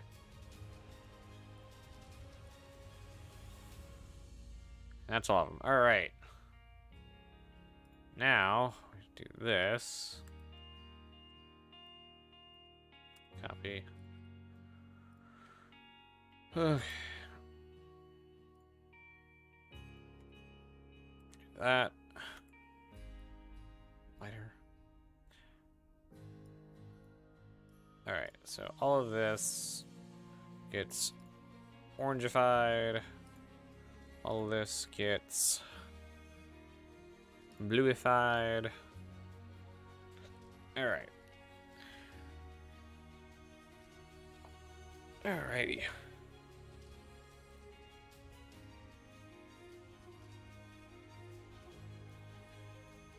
I wonder how I actually see those.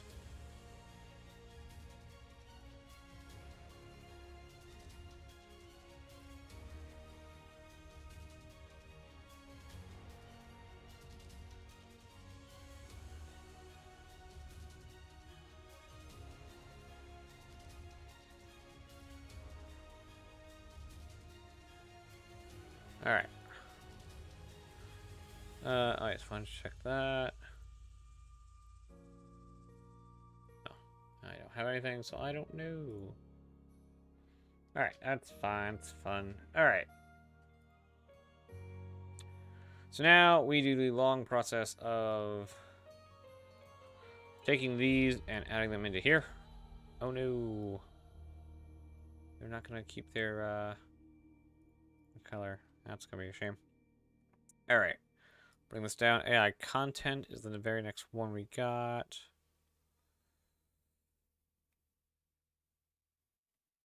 AI content's not a thing.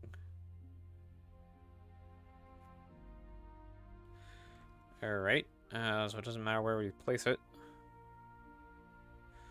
Suppose we'll place it at the end. Oh my.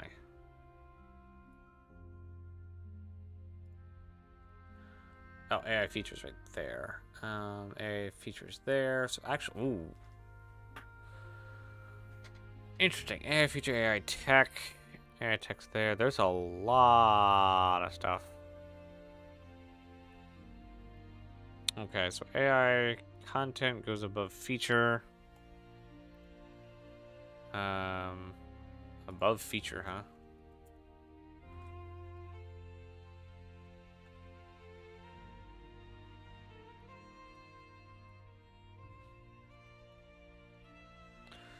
An AI feature, this is the fun part. Yeah, everything's... Oh, wow, that's actually quite a lot. Okay, so... literally all of this also goes here.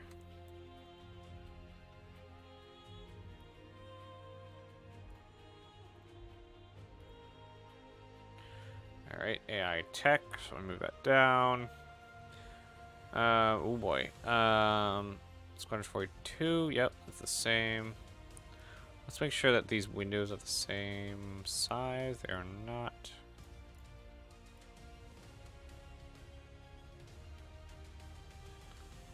That way this can come up. I can just match them like that.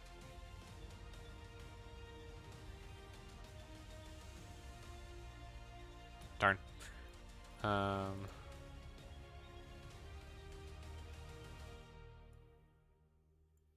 There we go.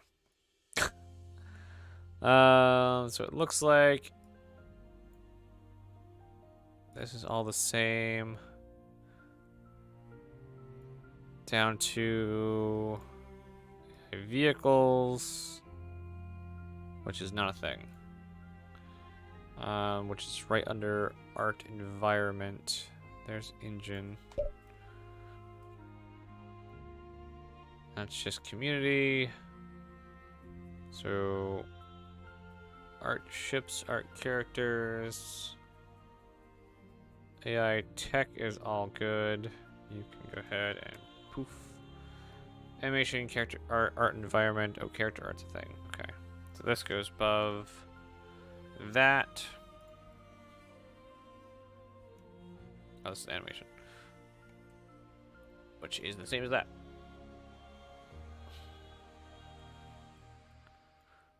So that.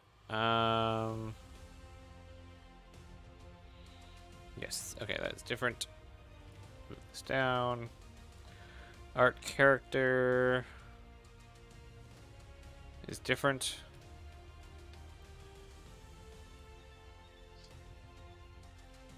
Copy.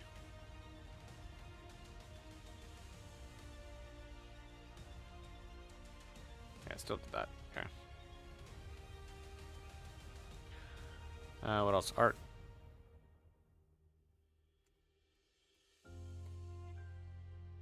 Oh, this is art character.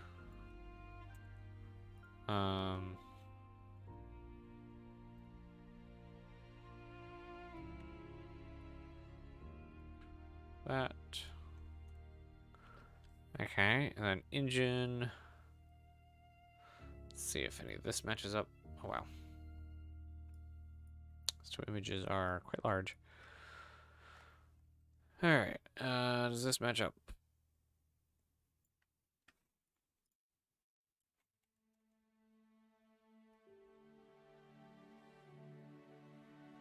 There we go. Yes, it does. So the entire engine is only one. Nice. Makes sense. They only have one engine team. So all of that is gone. Alright. Features, vehicles.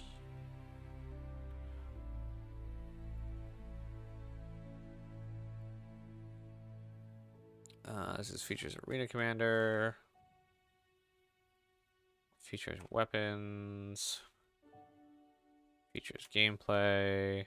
Mission feature. Features vehicles. Wow.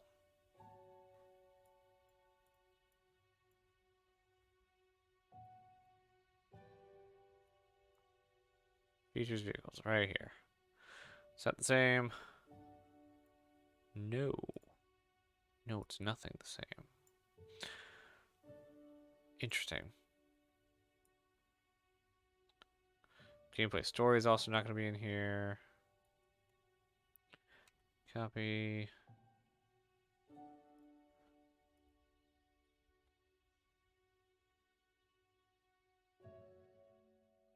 Yeah, that one.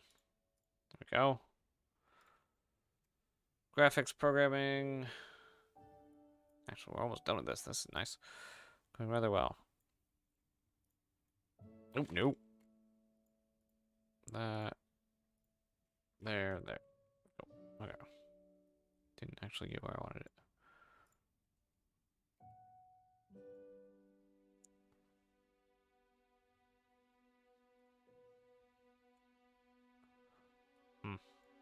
Just doesn't want to get put here.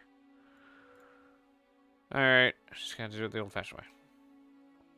VFX programming focused. Nope. VFX art. Nope. Alright, level design and narrative. Note nesting is lighting. Just nothing here. In-game branding's nothing. Narrative is a thing. So that's up here. So these two... graphic programming gets edited in here.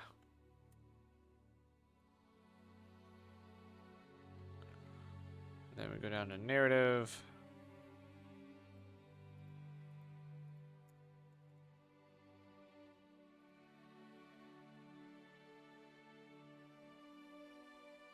Just still down. Narrative. Yeah. Alright, I highly doubt these are going to be the same. November, December, busiest time. Nope. So all of this. That. And then we add it in there. And color it. Alright. Tech animation. Is that a thing? Tech animation, it is indeed.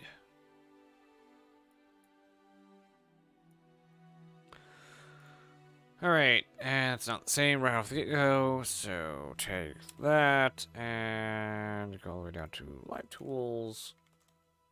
That's the wrong direction. That's the right direction. There we go. And VFX work down here at the bottom. Through November. Actually, these might... Oh, it's close, though. VFX team progressed. Nope, it's not the same.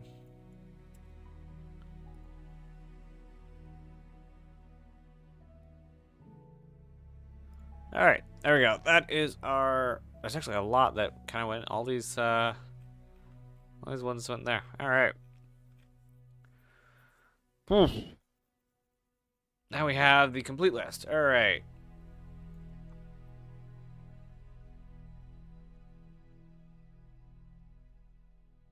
That's fine. Alright, let's see. AI content Squadron 42. Towards the end of the year, the AI content team completed a significant number of tasks for Chapter 15.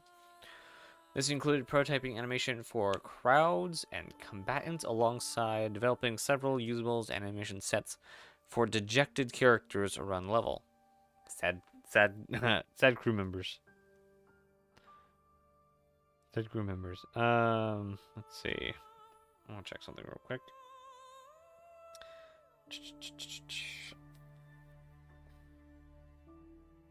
Arrives tomorrow. Dude, I can't wait.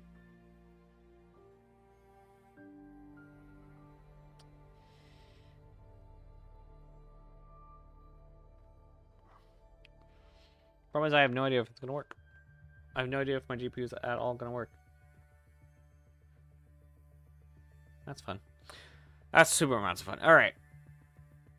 So I might have to like do more upgrading before I can actually use my GPU, because I might need a power supply and a motherboard. Super fun. Let's see. The welding engineer also received a lot of improvements. The team made an extensive pass in the animation and progressed with the technical challenges of getting the welding helmet, multi-tool part, and welding effects working together. Considerable work was also done to get a basic version of AI characters interacting with a variety of usables found in living spaces. The bridge crew behavior and animations also received further iteration, are now starting to look polished. So they're like done, pretty much done with bridge crew behavior. Animations supported AI feature with box carrying, which resulted in a significant visual improvement. A large amount of production and organization work was done too, resulting in a comprehensive animation schedule that details all known work required for SQ42 to be content complete.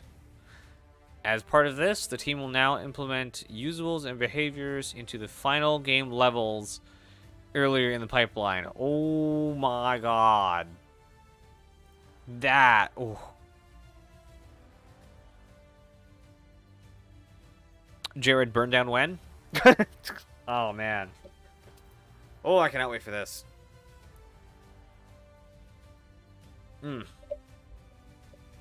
AI features persistent universe, or starcitizen. AI features ended the year supporting investigations and fixing bugs in Alpha 318. What they did on the other side, AI features Squadron 42. Last year, the team implemented AI functionality into manned turrets, like other objects that NPCs needed to be able to use. The turrets have been set up as usable, which describes the logic animation required to use them. As with the player, animation are synchronized with the turret movement, so that the AI grips the turret by its handles, while rotating on the spot to aim horizontally and tilt the turret up and down to aim vertically. The team also worked on implementing a wide range of panic, cover, and surrender behaviors for both unarmed civilians and enemy NPCs that have run out of ammunition and weapons. If an unarmed civilian sees that an enemy has an unholstered weapon, they will notify characters nearby using wild lines, and then panic run to a hidden point of cover. They will continue to run away from the enemy if their cover is compromised. Unarmed characters that hear this information will turn to react to the enemy and panic themselves. By randomizing the speed at which NPCs react, the devs can generate natural-looking range of behaviors from crowd responding to a threat. Oh, man. I cannot wait to see this in Star Citizen. This, coupled with better dynamic population. Let's see, where is it? This one? Yeah, that one.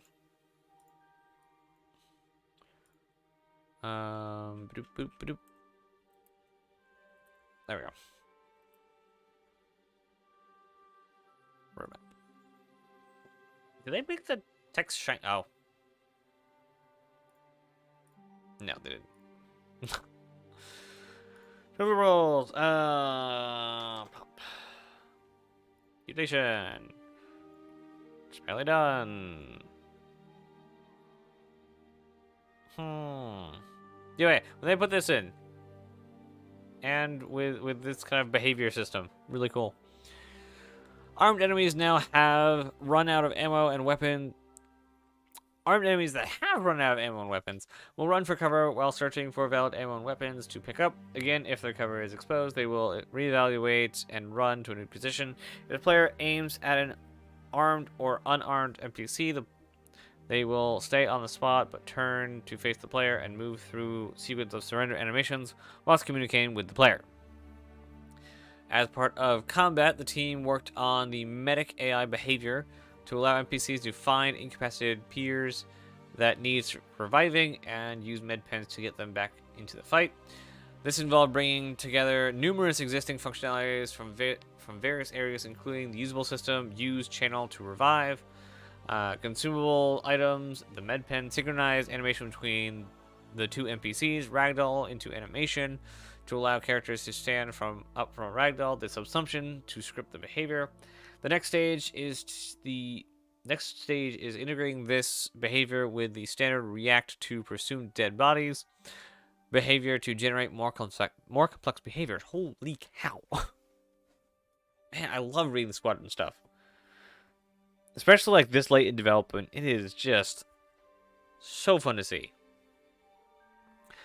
AI feature also started work on new non-human characters. This involved creating a new core set of animations for the new creatures, and slotting it into the existing basic framework. From there, they will be able to rapidly develop the core functionality, which was passed to the design team for feedback. Cool. So, animals going into Squadron first, and then we'll see them. I'm thinking end of next year, maybe. End of 2024, maybe we get animals. Towards the end of the year, a few areas of work were revisited to tidy up loose ends. The first of these was Vandal investigation behavior.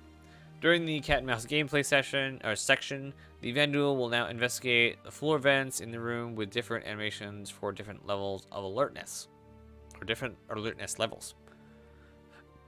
After feedback from design team, new functionalities were added for the accuracy calculation. This included adding a mercy timer, firing time, and time since scene accuracy modifier.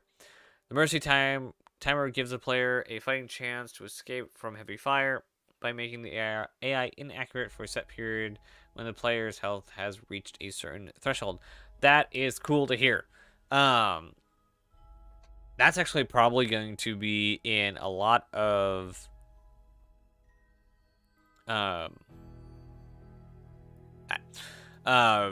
future FPS, what are they called?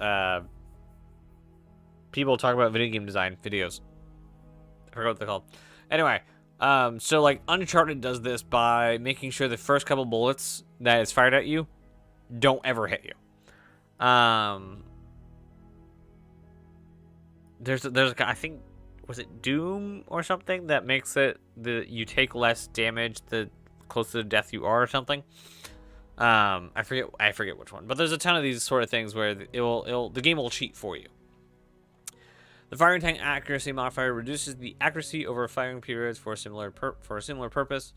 Time since scene accuracy modifier allows the player to a grace period after moving out of cover, during which the attacker's accuracy will be lowered. The accuracy distance calculation was also changed to be curve-based for greater control. I hope that is put into the persistent universe as soon as possible. Apparently there's a, not bug, but because this isn't in, if you peek around a cover and you're seen, you're instantly shot. So, but basically the general rule of thumb is you don't want to, the player shouldn't not know why he's dead. He should always know. So if you peek around a corner and you're not able to perceive the enemy, and you die, that's a problem. That's a design problem. AI tech in Persistent Universe for Star Citizen. During the last months of 2022, the AI tech team progressed through with features required both for Persistent Universe and Squadron 42. Except they didn't have a section for it. Okay. The team continued to iterate on more complex investigation links to extend the capabilities of NPCs and where they are able to move to, or navigation links. I said investigation links. Navigation links, including implementing adapters for airlocks and elevators. Now NPCs will know that in order to traverse an airlock, they will need to interact with multiple consoles to adjust the pressure and open the door. For elevators, navigation links were created to connect multiple floors. The navigation link was created to request a reconnection with the navigation mesh triangles. Each time the elevator stops at a floor to allow NPCs to transition in and out. Based on navigation link connections, an NPC will now know how to request an elevator to go to a specific floor. New event notifications were also added sent by the elevator when it arrives at a floor, so that the actor will know know to get on or off. There we go. Cool. NPCs and elevators. At the end of the year, the base functionality of the NPCs driving ground vehicles was completed. NPCs now move to a vehicle to get into the driver's seat, find a path suitable for the size of the vehicle, and drive it along it. This work involved the creation of new subsumption tasks, a new movement request type, and updating the movement planner to know how to process the request. The team also added new functionality to the navigation system that makes entities to be ignored during navigation mesh generation. So we finally get to like actually have something close to the well, when this is implemented, something close to the 2016 demo, I think it was.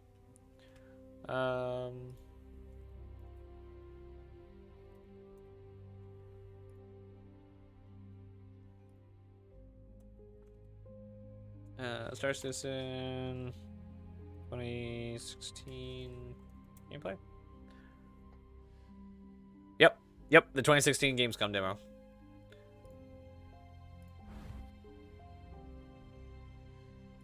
This part right here. Go to player 4, Jared. So technically these were all players. Okay, back to player. Also this one. I don't know if you're gonna talk. Oh my gosh, ads. Really? I really need to switch over the YouTube Premium for this. Alright. And then right at the end, again at the end, this was like supposedly NPCs, right?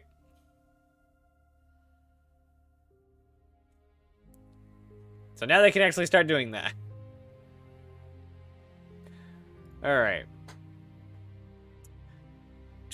NPC perception was another major topic worked on towards the end of the year. The team implemented a new adapter for action areas to specify lightness/darkness, which will influence the NPC's visual perception. Very cool.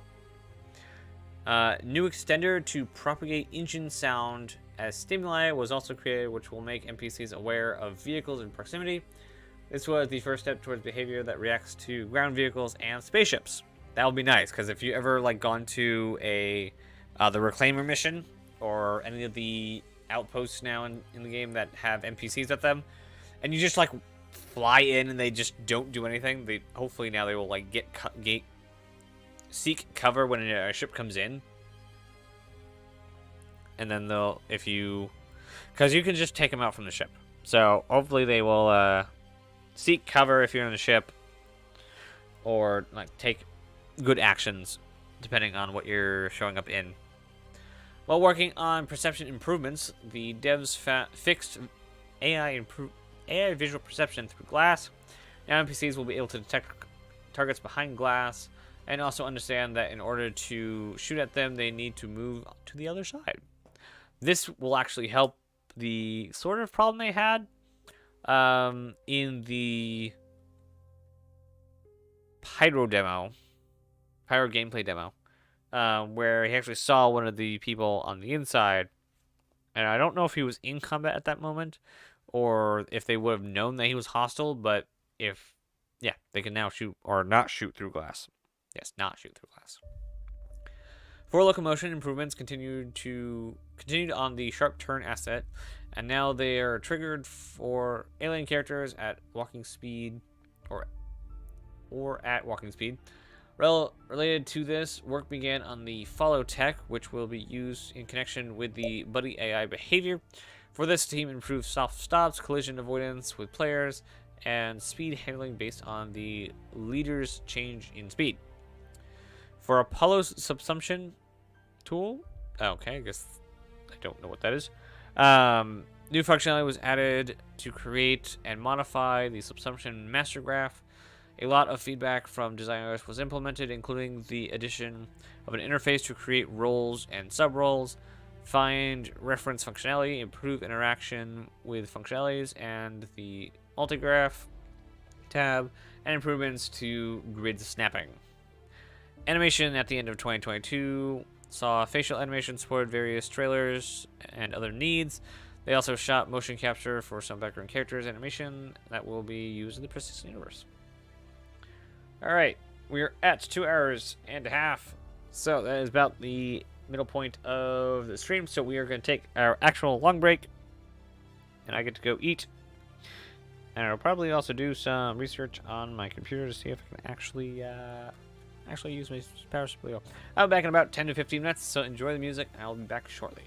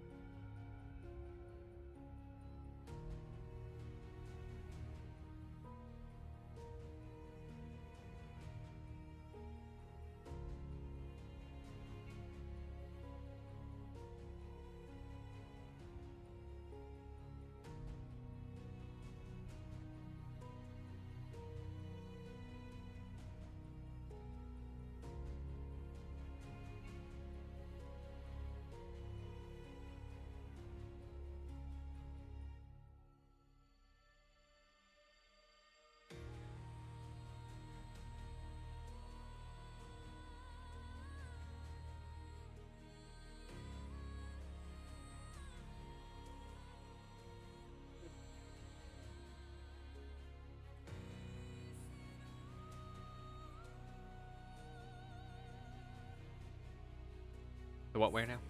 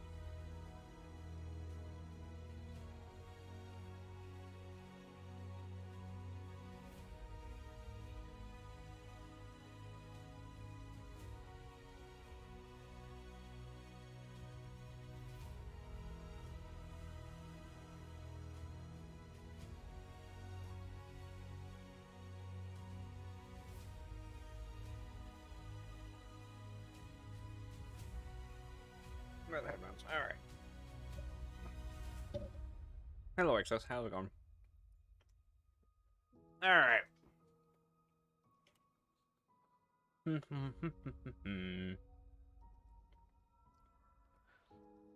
I can't wait till tomorrow. Oh, I think we might. Why did that not show up there?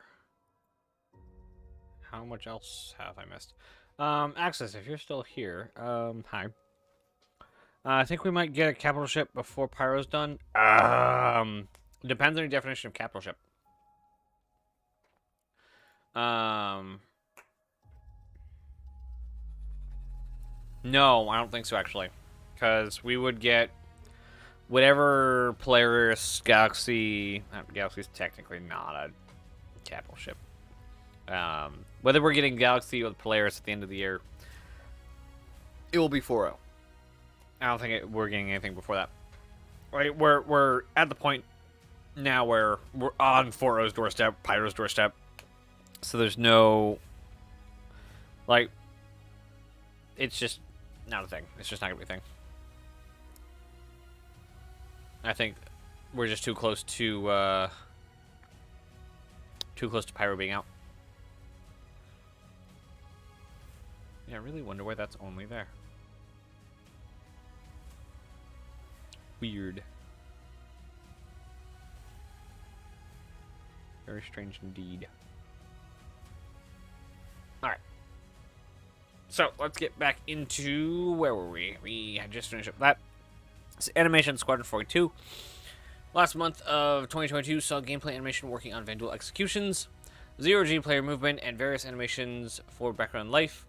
They also added skill level variation to takedowns alongside new weapons. They then shot mocap for a variety of additional scenes and gameplay needs for creating facial animations for various story and background characters. Nice. Art character for starcitizen. At the end of 2022, character art finished tasks for Frontier workwear, outfits, and Frontier undersuits. They also fixed various bugs related to clipping, character art, or character concept art, polished concept handoff for the Frontier outfits, and continued with concept exploration on fauna and duster faction. Fauna. I mean, I know it's concept, but they've been doing a lot of fauna work last year. And they should have at least a squadron side of it done by the end of this year. Super excite. AI art characters, Squadron 42.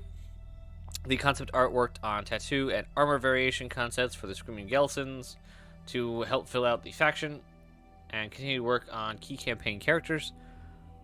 The artists also worked on Screaming Gelson's armor along with the Navy pilot flight suit, a new creature. Again, more fauna.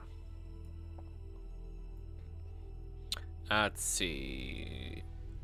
Tech art skinned the main Navy jumpsuit and paired assets for the flight deck crew, or for the deck crew, engineer, and gunners. AI art, art environments, Squadron 42. Environment art approach content complete on several chapters.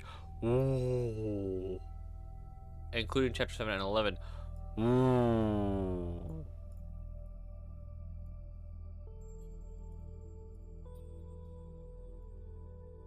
Ooh. That's a very... Ooh, that's some words there.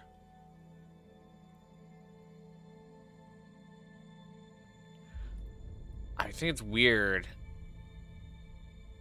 Several chapter locations. Including chapters. That's some words there. Let's see. Art ships, Star Citizen. In the US, the ship team made finishing touches on the Drake Corsair. Once complete, they moved into white box stages on 2 of the new vehicles. For one, they brainstormed several options for entering and exiting. So, it's got an interior. Or, nah, not necessarily. Could, okay. White Rock began on a new production vehicle, too.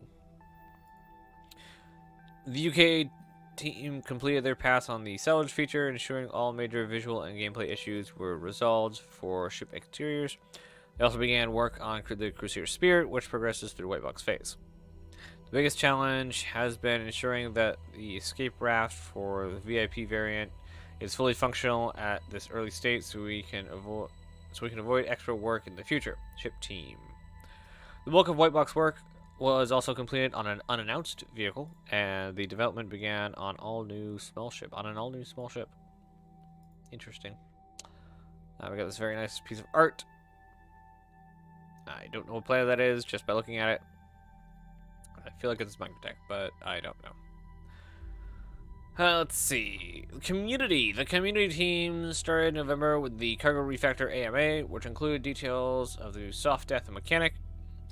They then supported the Intergalactic Aerospace Expo IAE 2952, including publishing the Best in Show prizes, and in-depth IAE Traveler's Guide for the free fly schedule, updates to the new Player's Guide, and a dedicated IAE 2952 FAQ. They also launched the Drake-themed screenshot contest, where players faced a unique challenge each day of the expo. Following their reveal at IAE, the team curated and published Q&A posts for the Drake Cutter and Envel's R Pisces and the RSI Galaxy. In the approach of the holiday, community released the Luminaria calendar and the Luminalia 252 referral bonus. They also supported the Luminaria screenshot contest, Luminaria holiday card contest, and the Holiday Mayhem at Jumptown. In support of some of the Alpha 318's lesser publicized features, the community team published 3 patch watch posts detailing balance keys, continued lawlessness, and the latest iteration of Jumptown. The team also spent time working on a few web-based programs, the further improvement coming to the guide system, community hub, and Spectrum. That's funny. Engine. Oh boy, the engine. Oh boy.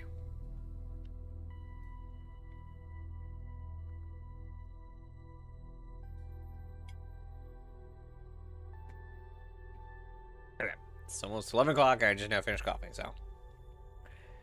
Oh boy. This is gonna be interesting. I got no pings in this. How dare they? How dare they? I want to read through all those, though. And no pings for me. Alright. What do we got here? The engine team. Or the engine itself. The engine itself. Anyway. November and December were busy months for the physics team. Aside from plenty of bug fixes and supporting Alpha 318, they worked on various optimizations. For example, the cost of performing part OBB versus grid cell overlap checks was amortized by performing them in one cell for a grid node instead of cell by cell. Okay, now we gotta go look all that up. Nope, not that one. We're gonna go that one. No, where's the one we were just using? Hello? Thank you. OBB,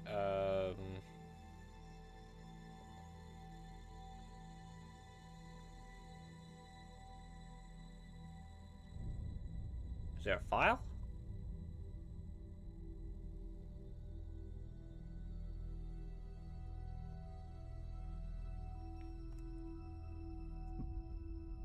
There we go.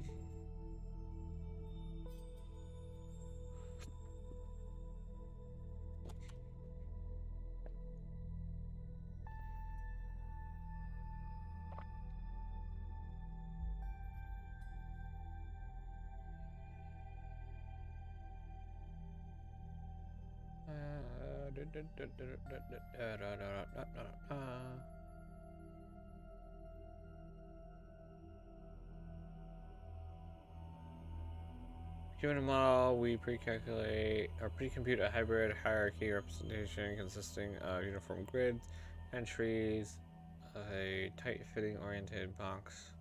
bounding box over trees. What does... Oh, boy. Math. We present a framework for fast and accurate collision detection for haptic interaction with polygon models. Given a model, we pre-compute a hybrid hierarchy representation consisting of uniform grids and trees of tightly fitting oriented boxes, or tightly oriented bounding box trees, OBB trees. That's oriented bounding box. At runtime, and use hybrid hierarchical representation and export frame T. Okay, so oriented bounding box is our first part, and grid cell overlapping. Grid cell node.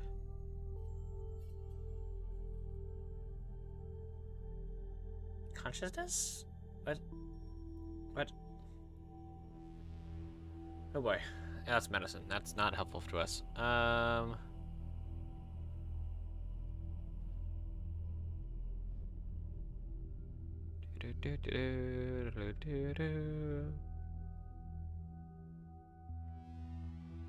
Alright. So it has something to do with grids overlapping, obviously.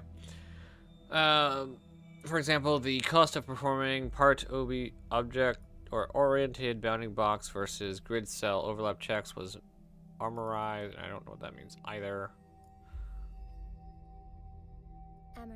Amortize. Very gradually write off the initial cost of an asset over a period. Okay. By performing them in one cell for grid node instead of cell by cell. Also substepping for attached and AI control NPCs on the server was disabled to bring back actor entity step performance. Several internal data structures were compacted and reordered for smaller memory footprint and better member alignment. Wow. That is almost completely over my head. Super fun. Alright. On the renderer, much easier to comprehend, the team enabled the Gen 12 pipeline and scene rendering by default. This will be featured in Alpha 3.18, which is a major milestone on the road towards completing the Gen 12 transition, providing a Vulkan backend. Following October's work on particles, further substantial progress was made. Gen 12 refraction and half-resolution rendering support for GPU particles was added. The particle stage and GPU handler refactored. The particle GPU handler refactor, the particle shader background completion was enabled. Furthermore, particle split for each hierarchy level are now updated in a way that ensures UAV resources stay consistent across each path and don't change. Moreover, debugging visualization code for various systems was ported to Gen 12, and PSO caching for projectiles and particles was improved. Regarding atmosphere and volumetric clouds, an initial draft of a new temporal renderer node was submitted and will continue to be worked on in the coming months to provide better rendering performance of ray marching, volumetric clouds, and atmospheres. Furthermore, various options for refined cloud shaping were brainstormed with TechArt and will hopefully find their way into a release soon. Nice. More clouds. More better clouds. More better clouds. Not more clouds, please. On the core engine, the team completed work on V2 of A4K data file support for the engine, game, and tool side. On that note, the system now also provides an efficient lock mechanism for legacy pack files, as well as much faster access to files inside pack files, enabling the main P4K data file, embedded in the P4K data file, both of which significantly improve loading of object containers. Additionally, the mapping of threads on the Intel CPUs with P/E cores was written. Critical threads such as main and render and network thread are ensured to always run on performance cores. to avoid the other poor performance on affected CPUs. There we go. These changes are currently being verified on the PTU. Cool. Also, support for page size larger than 4 kilobyte, aka huge pages, was added to the engine. At the moment, only. At the moment on Linux only. Interesting. These changes are currently being verified on the PTU. Nope. It is currently used for stack, text, and data segments, as well as physical or physics allocation.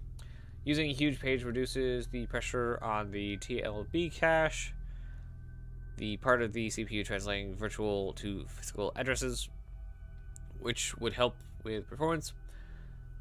With Clang, just moving the text segments to huge pages gave us 7% speed up. Furthermore, the latest version of Blink 2 was integrated and a few audio related bugs fixed in the video playback, manifesting themselves as random clicks during playback. Interesting.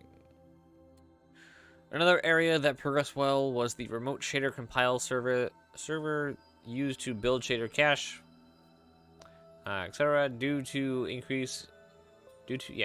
increased usage of the server by development teams and the build process, prior support for fallback agents was as well as server throttling was implemented to deal with times of extreme load and to allow for more distributed compilation.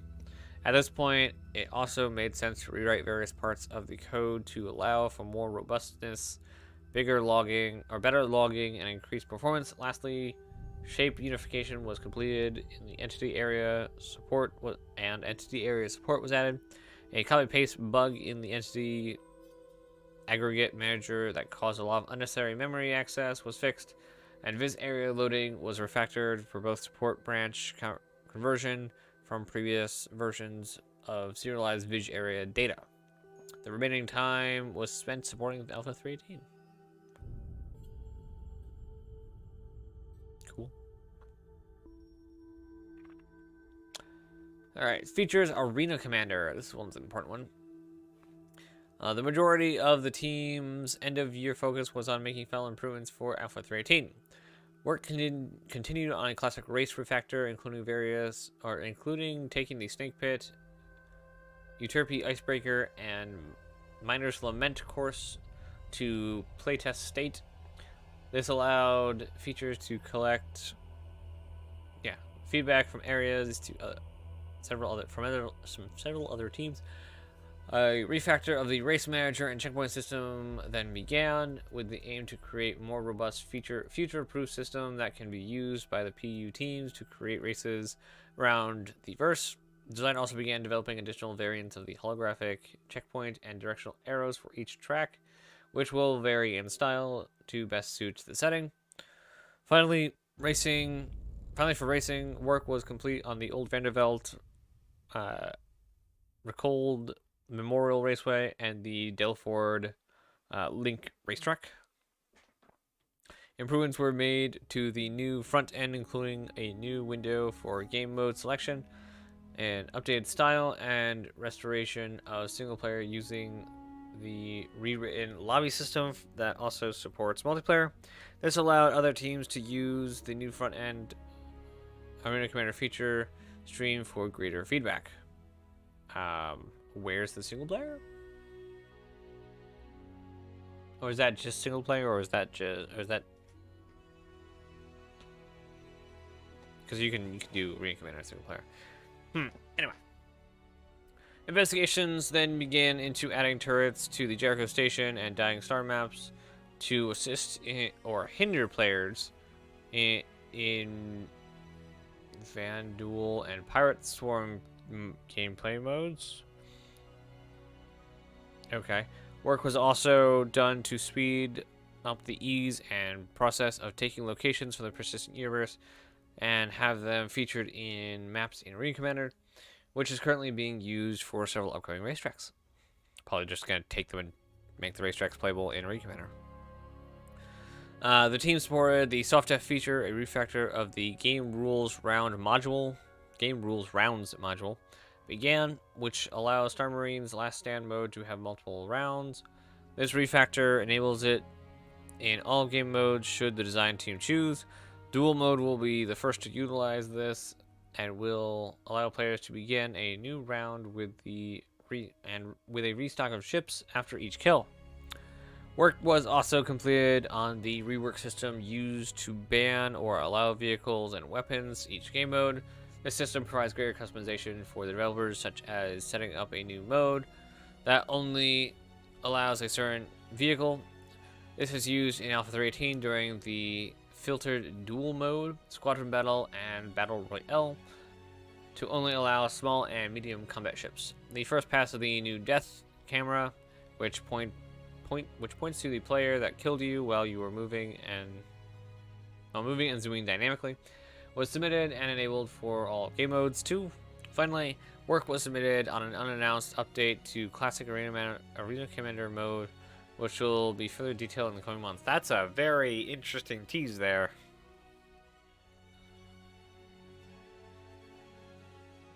So let's go. Are you supposed to go here to there, and then there to there? I've not seen this track yet.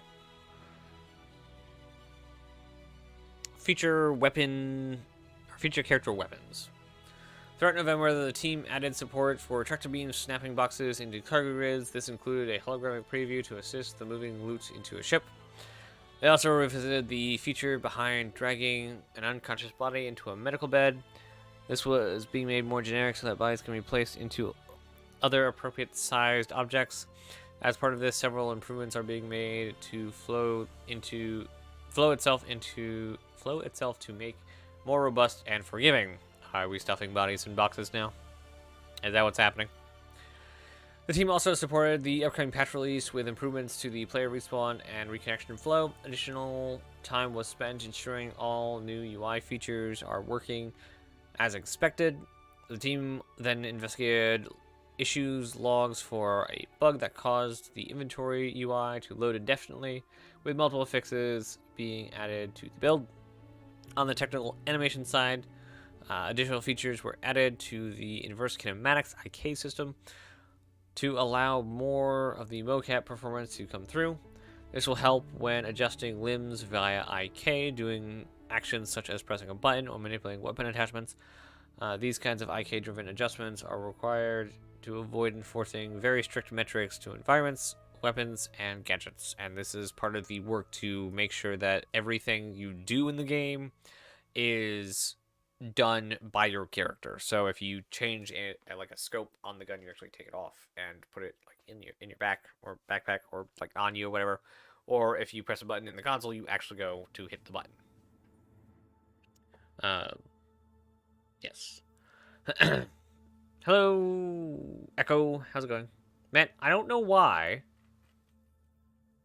but the chat between... Oh, that's not one. OBS and... what is it? YouTube are different. And I don't know why. I'd really like to know. Let me just refresh this. What happens?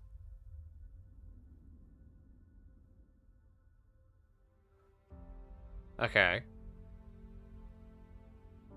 So now it's all there. Let's hope it stays there. Hello, Echo. How's it going? All right. Yes, we are done with that. Features gameplay. One of the exciting ones. Towards the end of the year, featured gameplay worked on hull scraping for Alpha 3.18, including reacting to feedback threads on Spectrum and adjusting gameplay to match the goal of the first iteration of Salvage. Additionally, filter stations functionality was expanded to allow players to create several useful items for hull scraping. The team also continued with the resource management, including life support and artificial gravity. This has included a redesign to the previous engineering UI last seen at CitizenCon to give a clear, more modern design to support the vast amounts of functionalities that will be expected. Let's go and actually look at that then. Doop, ba-doop. Doop ba-doop.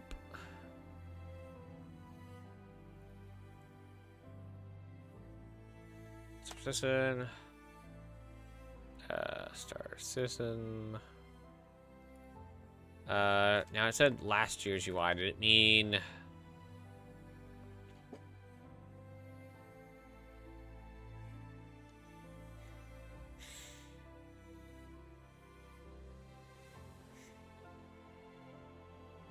This included redesign of previous last seen at CitizenCon. Okay.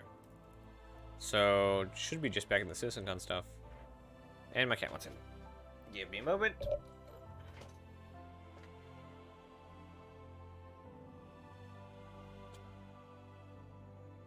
Okay, cat has entered the room.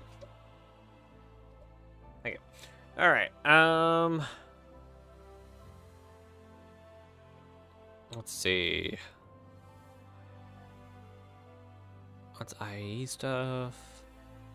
There we go. That's CitizenCon. All right. So power play would have been power play.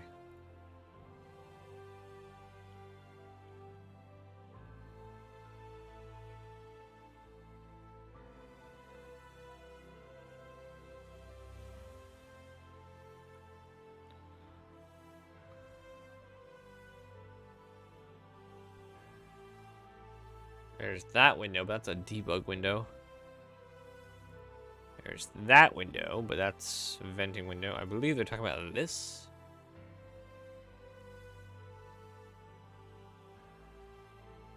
I believe they're talking about this. Oh yeah, life support, gravity, doors. Okay. Talk about this. And just for thoroughy's sake,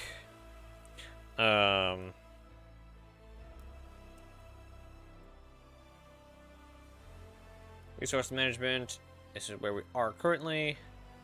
Supposedly, some of the work gets done in March, April, and EUPU continues to work to it until mid-June at the very least. At the very least. That's resource management.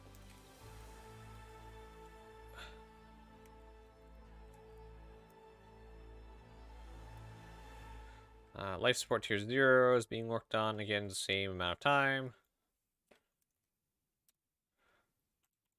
Artificial gravity only out till June. And what was the other one? Doors. So that's fine. So that's all resource management stuff. Sweet. All right. Very cool. So it looks like they got some actual UI work done on it. Additionally, groundwork began for vehicle tractor beams. I can't believe we're still on groundwork for this stuff. The next step will be creating the tractor beam UI and expanding the feature to support its proper functionality. I imagine we'll begin that this year. The mining update continued, update continued with changes made to the Argo Mole and Mr. Prospector to create bigger differences between individual and multiplayer aspects. The first rebalance pass was done for all mining heads, sub items, and gadgets to support the updated approach to resource distribution. This involved new variants in the minables to ensure they're distributed in a more controlled fashion throughout Stanton and support future crafting releases. Dang. Mission feature, Star Citizen. Mission feature spent the end of the year enacting improvements and bug fixing to missions for Alpha 3.18, including issues seen on YouTube, Twitch, Reddit, and Spectrum alongside issued council reports. Using feedback from Evocati and Wave 1 PTU, they also implemented analytic event into time trial missions and began analyzing the result to balance the mission target times. This data is also being used to determine the final unlock order for when mission progression is implemented. This analytics review and balance will continue until it is live. For security post-Korea, the team addressed an issue with a secret item not working correctly. They also changed the way the data pad on the security chief spawned and adjusted the turrets as they were respawning too quickly. The trespass timer length was also increased. The team are currently looking into an issue with mission not generating for Crusader missionary scope and continuing to investigate other known issues that have been raised. Feature vehicle starcitizen. The vehicle feature team worked towards porting the transit system to Alpha 318's new precision tech system. Most of the core work was completed before the holidays, though. Some improvements continue to be implemented. Most recently, they allowed trains to slow down and wait for transit ahead of them on the track. This should fix the issue with trains overlapping. But it didn't stop them from just absolutely flying off the track. The team also implemented new setup tool for vehicles, which allowed the designers to see how the automated thruster algorithms use each thruster on a ship. This is used to see how certain thrusters are being used to move in specific directions and make necessary changes to get ships to fly how they want. Vehicle feature Squadron 42. Last 2 months of the year saw vehicle feature largely complete a rework of full quantum travel, which is being integrated into Squadron 42 for testing. This continues from quantum boost feature mentioned in a previous report and significantly improves the overall feature implementation. They also supported the VFX team in integrating the new effects for quantum travel. They also worked on a recall feature available to various military ships in the game. Interesting. I assume that's autopilot to position. This uses AI pathing tech used in the PU and will allow various SQ42 levels to be completed. Various features then completed a significant refactor in the aiming system and are currently working with the UI to implement the new aiming reticle and pips to go alongside it. This will result in a huge improvement in aiming accuracy and reliability. It's currently being tested to improve the combat experience. Significant time towards the end of 22 went into the multifunction displays, MFD, heads-up display, UHD, and vehicle UI reworks. The base MFD system is making huge strides, and we've partially implemented most of the core MFD screens for ships using the new building block system. We're starting to build the new HUD, which just deeply integrates with the MFD system, with configuration options and MFD's casting options. Vehicle feature team. Control surfaces continued development, and in the last 2 months, the team improved scaling and transitions. For example, when a ship detects it's about to stall, it can automatically enable thrusters to stop it from falling. Similarly, when a ship has detected it's going fast enough to sustain control surface flight, it can automatically shut down its maneuvering thrusters and start flying solely with control surfaces. This has greatly improved the atmospheric flight section of the campaign. I think that's weird that the atmospheric flight section. As if there's only one. Yeah. Gameplay story. Gameplay story worked on a range of different tasks during November and December, including preparing and shooting mocap to update various scenes. Mocap from previous shoots was also used, for example, to help characters climb back into ships after speaking with Blair. A scene in Chapter 8 was updated to ensure the character could interact with a variety of props instead of just performing visual inspection. This team made sure the character used AI pose to allow them to break out of the scene if needed. The character also interacts with the Argo and PUV, meaning that they can fly into an Idris before starting their scene. Another area further explored was unholstering and holstering. This time, the team were able to make the character grab the multi-tool and data pad from the exact position it attached to the character and placed it back. Cool. Animations doing animation-y things. A number of updates were also made to characters in Chapter 4 and 8. This involved utilizing the latest female walk cycle and enabled the AI to seamlessly enter and exit scenes. A significant update was made to scene in Chapter 8 scene in Chapter 13 with the team adjustment animation to work with the final geometry of the level, making it so the character can speak to the player from better position. A major review of the scene that had been worked on throughout the year was done too. This led to an increased animation quality, either by reusing the latest mocap or fixing what was already in place. Many new animations were created and polish passes were done on animations to further improve scenes, alongside general maintenance and bug fixes. Graphics and VFX programming and Planet Tech, StarCitizen. The VFX programming team focused on finishing the damage map work for hull scraping. This mostly involved bug fixing and performance improvements alongside reworking the debug options for damage maps and documenting the various amendments made for the hull scraping project.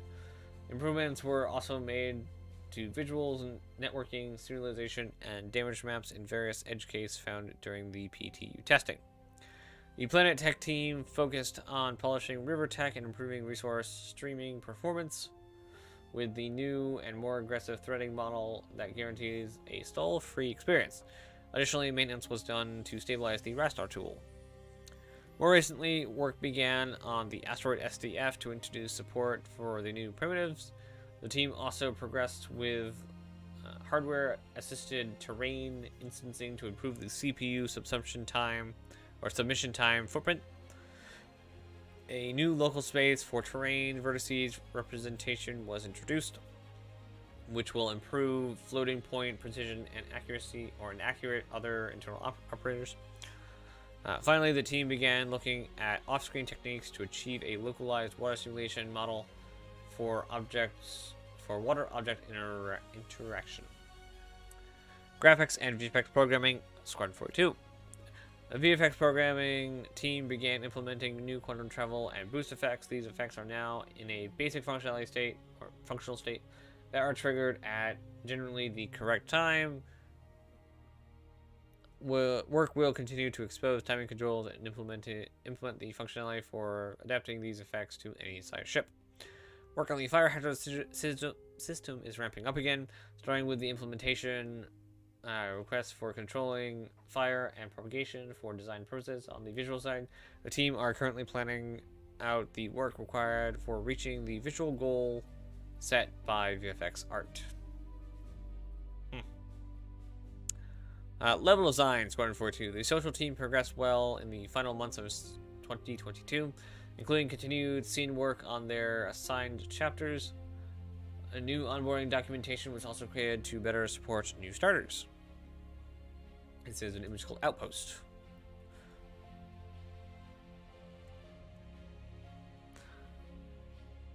Lighting StarCitizen. Throughout November and December, the lighting team completed day and night lighting passes for time trial racetracks. They also continued to improve all lighting aspects of the Colonial Outpost. This involved a lot of interior and exterior work to ensure that they fit in the environments and create the intended cold or cozy feeling within the buildings. After small changes were made to the Jumptown Dynamic event, a lighting pass was done on a few areas, bringing them back into the current standard and ensuring that new additions fit the existing theme.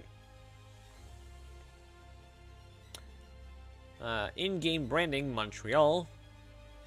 The in-game branding team finished the year by completing several mandates. This included rebranding Security Post Korea into Korea Security Outpost and redesigning Area 18's navigational signage in support of the new player experience. Alongside the environment, narrative, and marketing teams, in-game branding developed and implemented the visual identity for last year's Drake-themed IE event, as well as working on directly on in-game locations and events. The team continued to develop a catalog with guidelines for each of the in-game brands. The goal of this upcoming initial tool is to make it easier for everyone from production to marketing to access information about StarCitizen's in-fiction companies and improve consistency across the project. They ended the year working on the visual identity for this year's Invictus launch week and continued the rework of Lorville. Cool. Man, that is some just industrial junk right there. Oof. I love the just identity of Rune Station. Too bad it's all outlaws. Anyway, location EU. Throughout November and December, EU Location 1 continued working on the rundown Pyro space station.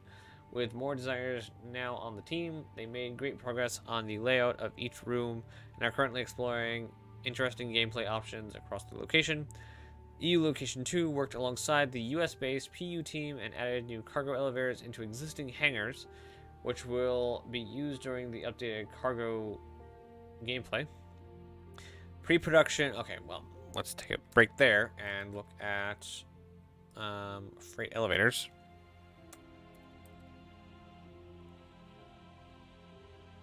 Freight elevators. Okay, so freight elevators are done. Supposedly. Oh no, okay, we're back here. We're back here. So getting done.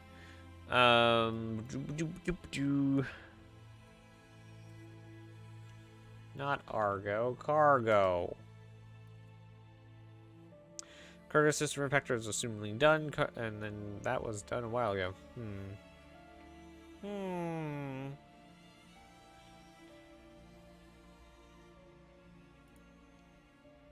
Hull C is nearing complete. Should be complete before Invictus.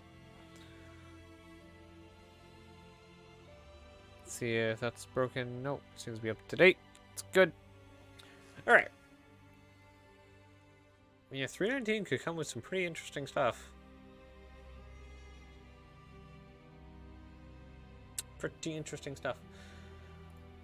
All right.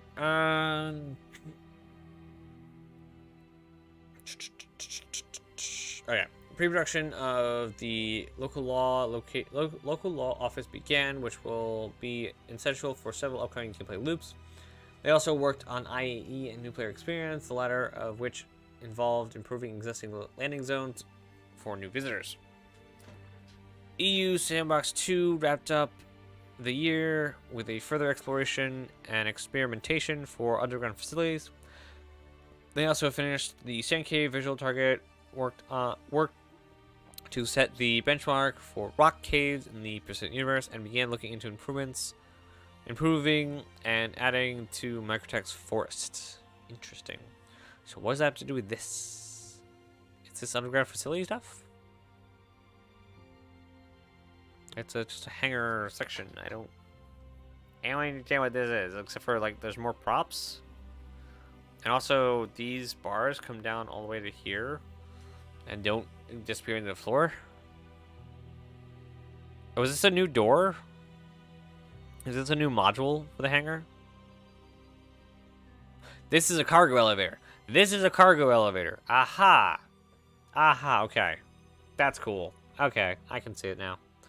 A mule would definitely fit in there. Scratch myself in the eye, that's fun. Mules are only slightly taller than people, so if he's here and not even at the door, that means he's gonna be like only like here. So yeah, a mule will definitely fit in there. Narrative. Towards the end of the year, the narrative team assisted with the new security post career and Clash of Rehabilitation mission content. They then coordinated with design on the new time trial racing missions. Along with mission text, the narrative introduced Wildstar Racing into Star Citizen's lore to create an organization responsible for arranging the races. Neat. The backstory is that they began as a group of racing enthusiasts who would share vids of themselves racing on their favorite local racetracks. Since then, they have grown into a sanctioned racing organization specializing in rally tracks and are widely recognized as an affordable proving ground for amateur racers to work towards completing in higher profile leagues. The narrative team. That's really cool. That's really cool. Is it called XGR? For future patches, narrative began planning new mining and salvage missions. Sweet. Which will help expand the career choices available through the contract manager. Work also continued on investigation missions with several new mysteries for players to solve being developed. Additionally, the team discussed sandbox mission content where players will encounter missions in the universe without accepting a specific contract beforehand, something I am very interested in seeing. The team also planned a reorganization of how in-game text is sorted. The internal tool developed to house all the game text strings is used by many different departments, and it has become clear that a new folder structure would help clarify where certain strings would be placed. Now that planning is complete, the hope is to roll out the reorganization in the upcoming year, so sometime this year. Time was also spent updating some of the detailed planetary conditions, such as temperature and atmospheric content, for our Arcane star system to more clearly align with the intended gameplay and solar position. Sweet, that's actually really cool. The end of the year also brought a variety of lore, including a portfolio on the history of the IAE, a clean shot with prediction about the expo, a lore maker's community questions, a Hazy Day short story, and a word from our sponsors posts featuring some Luminaria advert, and a section of the Galactopedia posts of the November and December. Finally, the narrative team also announced that in 2023 will bring changes to the website's lore release schedule, which for anyone who didn't see that, is the lore team will now not be making the serialized posts. So Haze Day, short story, word from our sponsors, and clean shot, possibly even the history of the IAE will not happen. Those kind of stories will not happen. Lore maker community questions probably will happen, I believe, and the Galactopedia will still be updated monthly.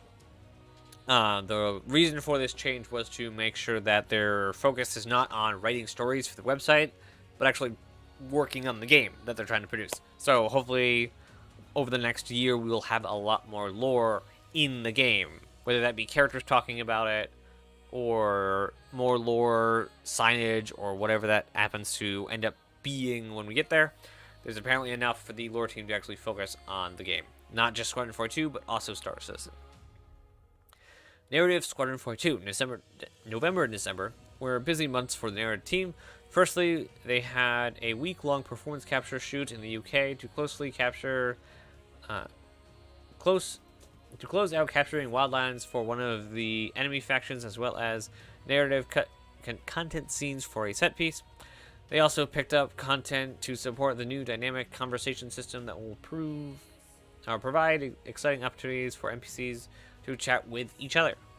This opens up a lot of opportunities for contextual conversations that will help maintain the illusion of a life and a storytelling outside of dedicated scripted scenes. That system is what I'm waiting for to get ported over to the Persistent Universe. Because after that happens, like, the world has depth. Just like in Skyrim, where NPCs complain about certain things, that's the exact same thing.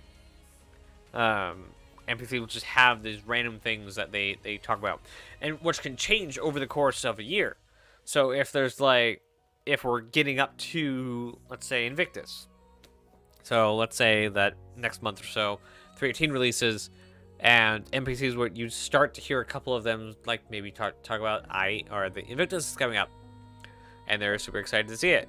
Or some people and then when the event happens, they'll talk about stuff that's happening at the Invictus launch week, or something about if they're more anti-government aligned, maybe talk about how they don't like the Navy being all around their home area, making traffic jams and so on and so forth. So I'm really excited to get this dynamic conversation system, not only in Squadron 42 when that game released, but also coming into Star Citizen.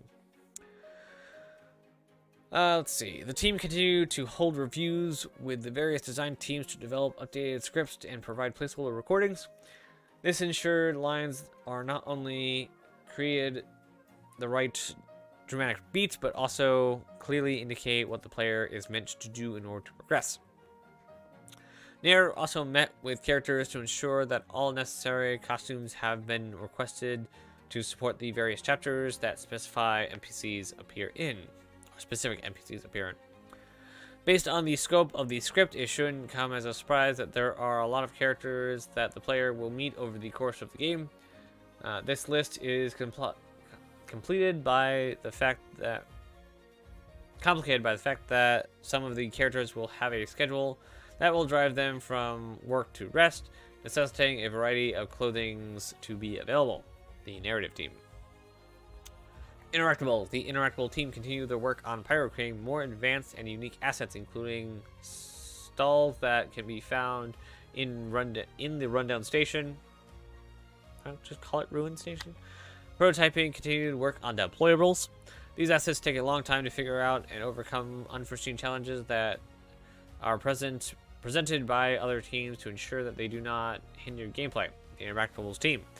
In December, fixes were made from the current in-game coffee machine. Soon, players will be able to take selected cups to these machines and have infinite cups of coffee.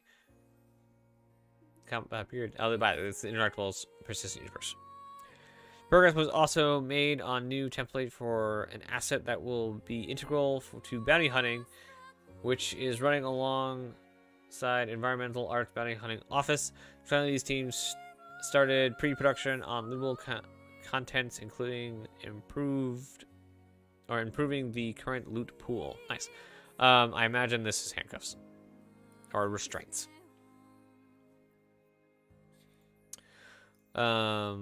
Like integral bounty hunting. It's restraints. It's restraints. Or a no, it's gonna be restraints because that would be weapons team if it was a peaceful takedown device. Let's see. Yeah, we're almost there. We're almost there. Tech, art, and animation. At the end of 2023, Tech Art completed a dirty/wear pass for all cockpit glass to ensure the pilot's vision isn't obscured. A similar pass for turret glass is planned for a future update. Good. The MSR needs help. The graphic team delivered mesh triggering tech that will ensure, that will be used in Alpha 3.18 and beyond to fix various lighting issues on ship turrets, ramps, and doors. This enables the devs to tag a mesh that moves between zones to receive interior, exterior, or automatic transition lighting. This will help with most related problems. They also worked alongside the ship artists and engineers to enable shader damage for hull scraping on all vehicles in the game.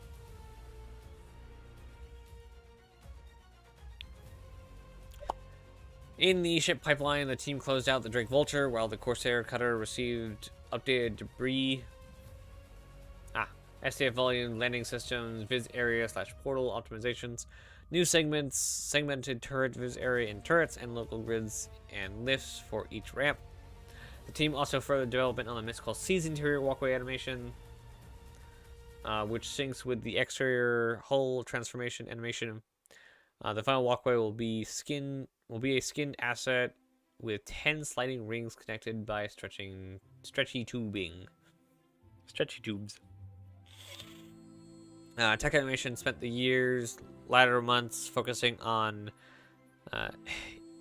head asset processing.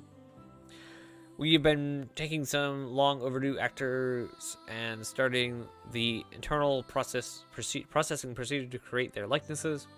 This included creating over 78 scans per head asset and processing them to the natural head asset. Some of these actors were scanned over 7 years ago on the main shoot for Squadron 42, so they look quite different these days. Tech animation team. That's cool. That's funny. I wonder who all they haven't scanned in yet. Let's see. Online services, Montreal, StarCitizen. The online service team spent the majority of November and December on 3.18 specialization or stabilization, performance improvements, and bug fixing. Time was also spent with DevOps, publishing team, production, tuning the new services, and new graph database used by PES. Significant effort was also spent tracking down edge cases for the character repair that will replace the character reset, with emphasis on finding possible exploits and potential failure points in the process. Tech animation, Squadron 42.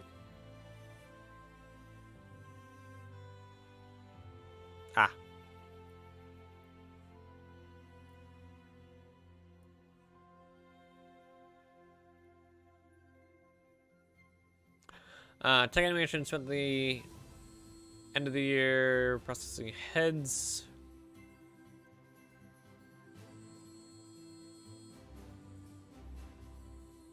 Yeah, that is redundant.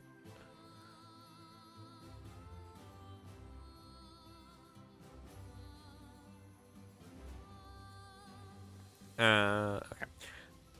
The team takes these complex scans and breaks them down into individual muscles and movements and apply them to the facial rig asset, ultimately including them in the gene pool to give more variety to the heads and faces seen in game. Interesting. Alright, now moving on to Live Tools Montreal. Live Tools Montreal. The Live Tools team focused on developing features related to PES, including the new login flow module implemented into the Network Operations Center. Now users can manage entitlements directly through Hex, which is a major step forward. Another tool related to PES is the Entity Graph tool, which was further developed and implemented. This module offers the ability to search and visualize the various entities attached to a player or an account and the associated details. Those new modules provide more versatility to Hex and contribute to making it a powerful tool for investigations into and issue solving. I can read. Hex is the last one. Turbulent's web platform at the end of 2022 saw Turbulent adding to the Alexandria tool library with a new module called Grid. The Grid tool gives content creator another way to present information and was first used in the Luminaria calendar. The team also progressed well with the SSV project, which provides the ability to adjust color palettes of any theme. This tremendously complex project saw the dev and design teams come together in the most creative ways. Turbulent web platform team. They also continue to add to the manufacturing library, this time adding Origin JumpWorks. I don't know what that means. Turbulent's experience team focused on reworking the initial new user flow from selecting a starter package to downloading and entering the game. December saw the team start developing after many months of design iteration and technical decision making. The community team continued to polish the community hub, CAT.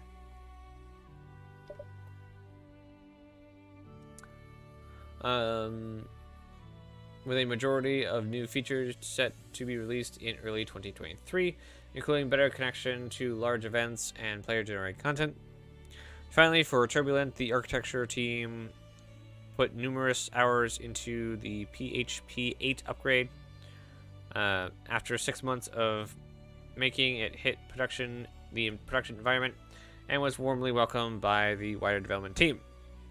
VFX Star Citizen. Throughout November and December, the VFX team worked through tasks for Alpha 3.18. This included putting the finishing touches on a new vehicle and lots of task pool and snag list fixes and tweaks. They also continued to support salvage effect, making adjustments after seeing some inconsistencies in background footage of PT Wave 1. VFX also began to plan for the overwhelming but necessary restructuring of the generic effect libraries. These libraries contain the most commonly used effects, including smoke and steam and smarks, and have become too bloated over the years. In the months ahead, the team will be reducing the number of individual effects, living in these libraries while making visual improvements as they go along. VFX Squadron 42. Throughout November and December, the VFX team progressed well with the particle library overhaul. This included creating custom levels showing all available effects, which is used for other VFX artists to quickly view the effect libraries. The artists also continue to support the art and design teams on key locations and cinematic scenes. Elsewhere, working alongside VFX programmers, the new quantum shell effects were made functional. Previously, they were in-engine prototypes. Having seen these effects properly working, there is still some tweaking to be done to be better match the prototype. And that is it. That is the both monthly reports. And we're only 5 minutes will be 4 hours in. Alright. That's not what I wanted to do. Up there, where's my... There we go. Man,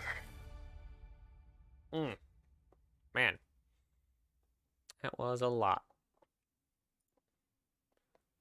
All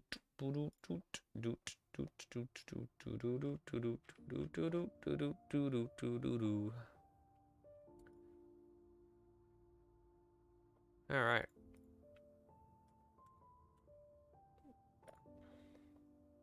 So I think I'll end up doing today is just ending it in a couple of minutes at 12. So we're just going to be cutting off an extra hour at the end.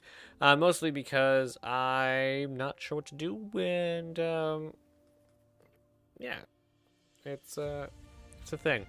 We will be back Saturday. We might as well switch over the scene to this.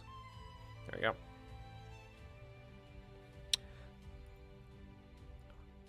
There we go. Alright, okay, so what we'll probably end up doing, so we're getting the stream pretty soon. That's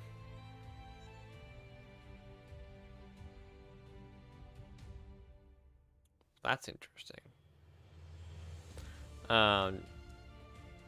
Very interesting.